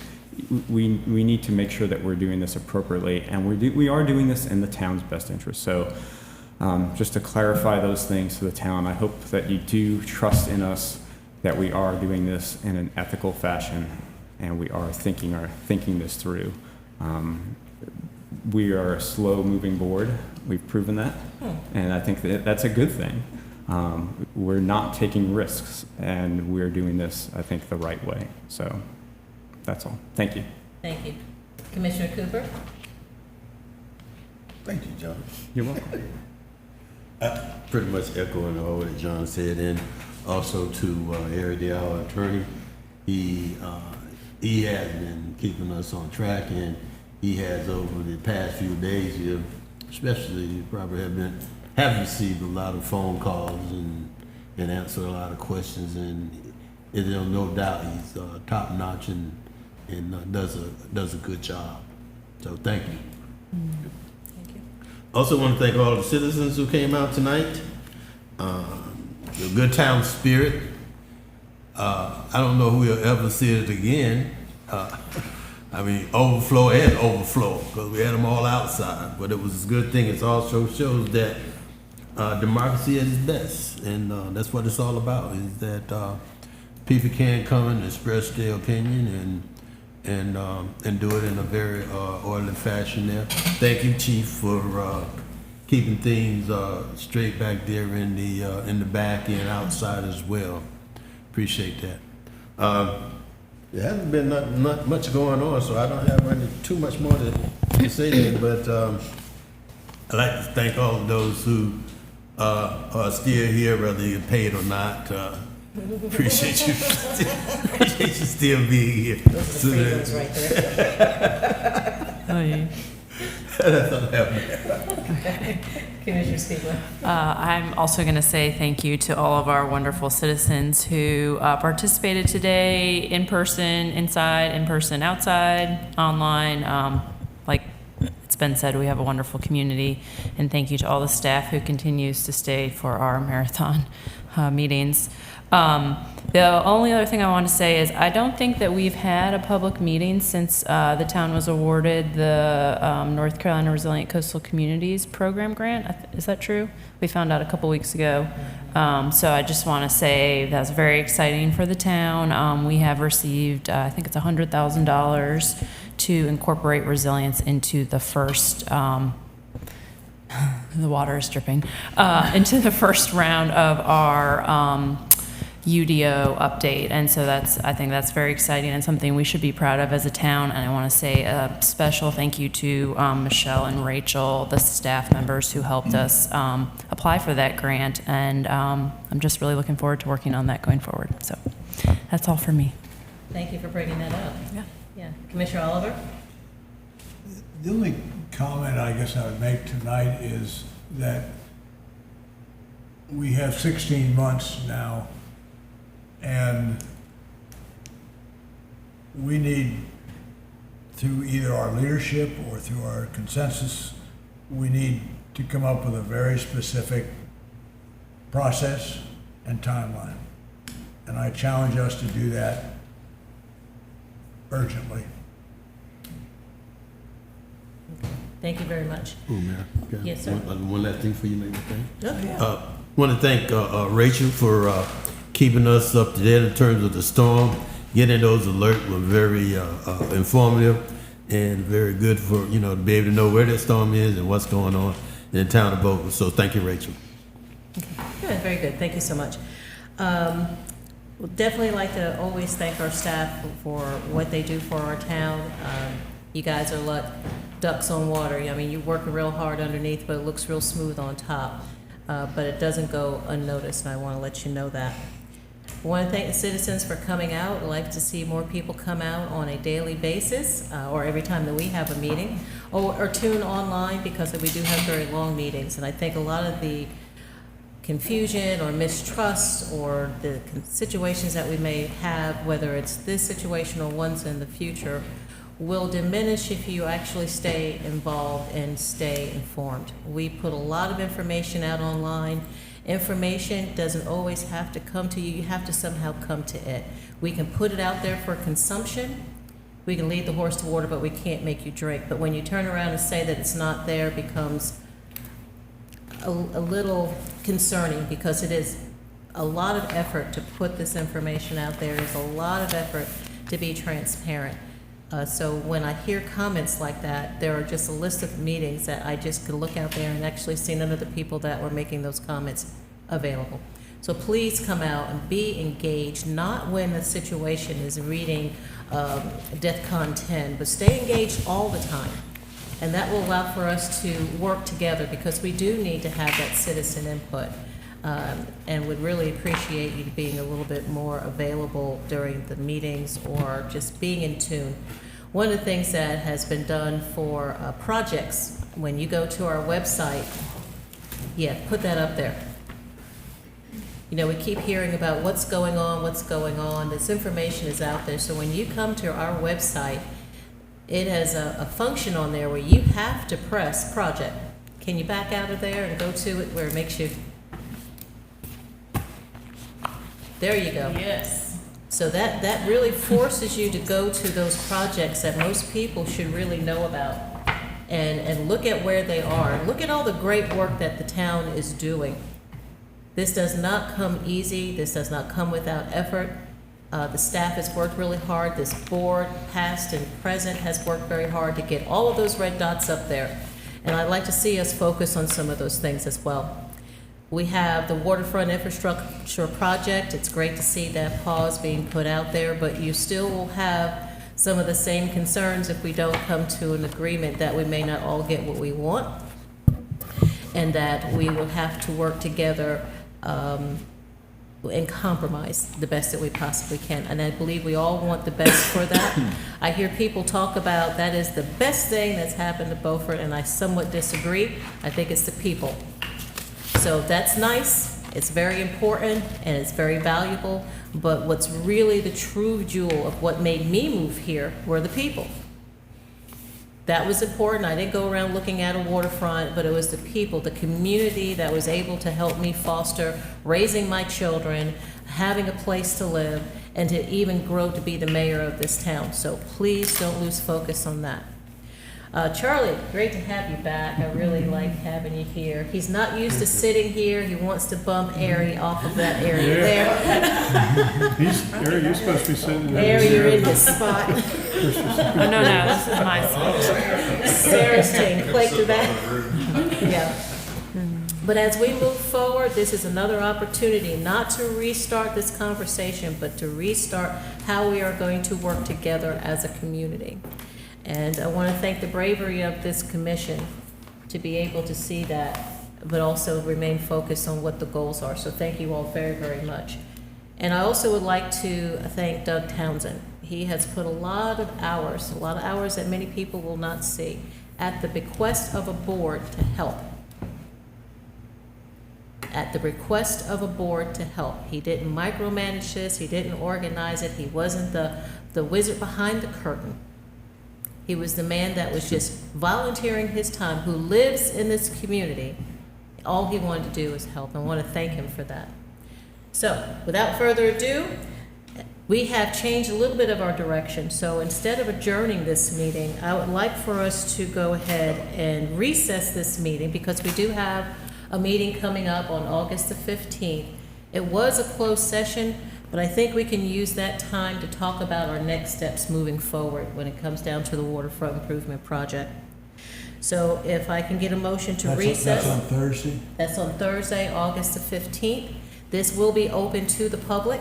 It is a very short meeting. I'm sorry? It's the same time. I can make a motion. Hold it, we've got the attorney having to say something. And Mayor, I think technically what you're doing is adjourning this meeting until Thursday at 11, but you're also canceling the special meeting that has previously been noticed. All And right. you can do all that in one motion. All right, so. We're doing what? Let's think this again. So we are going to adjourn this August 12th meeting. Recess. That's what I just said. Says adjourn. You just said I should adjourn. Yes, you did, Eric. All right. Let me I had start 2 over. tomatoes. I'm sharp as a tack. Wait. Ask Elizabeth this time. That's something they really Was I know. on the right track? Thank you very much. Motion to recess. Thank you so much. Motion to recess this meeting until August the 15th at 11 a.m. So moved. Thank you. And And cancel. And cancel the special meeting. And this will be an open meeting to the public. Got a motion on the floor. All in favor, say aye. Aye. All opposed, say nay. All right, everybody. So it's the same time. Elizabeth.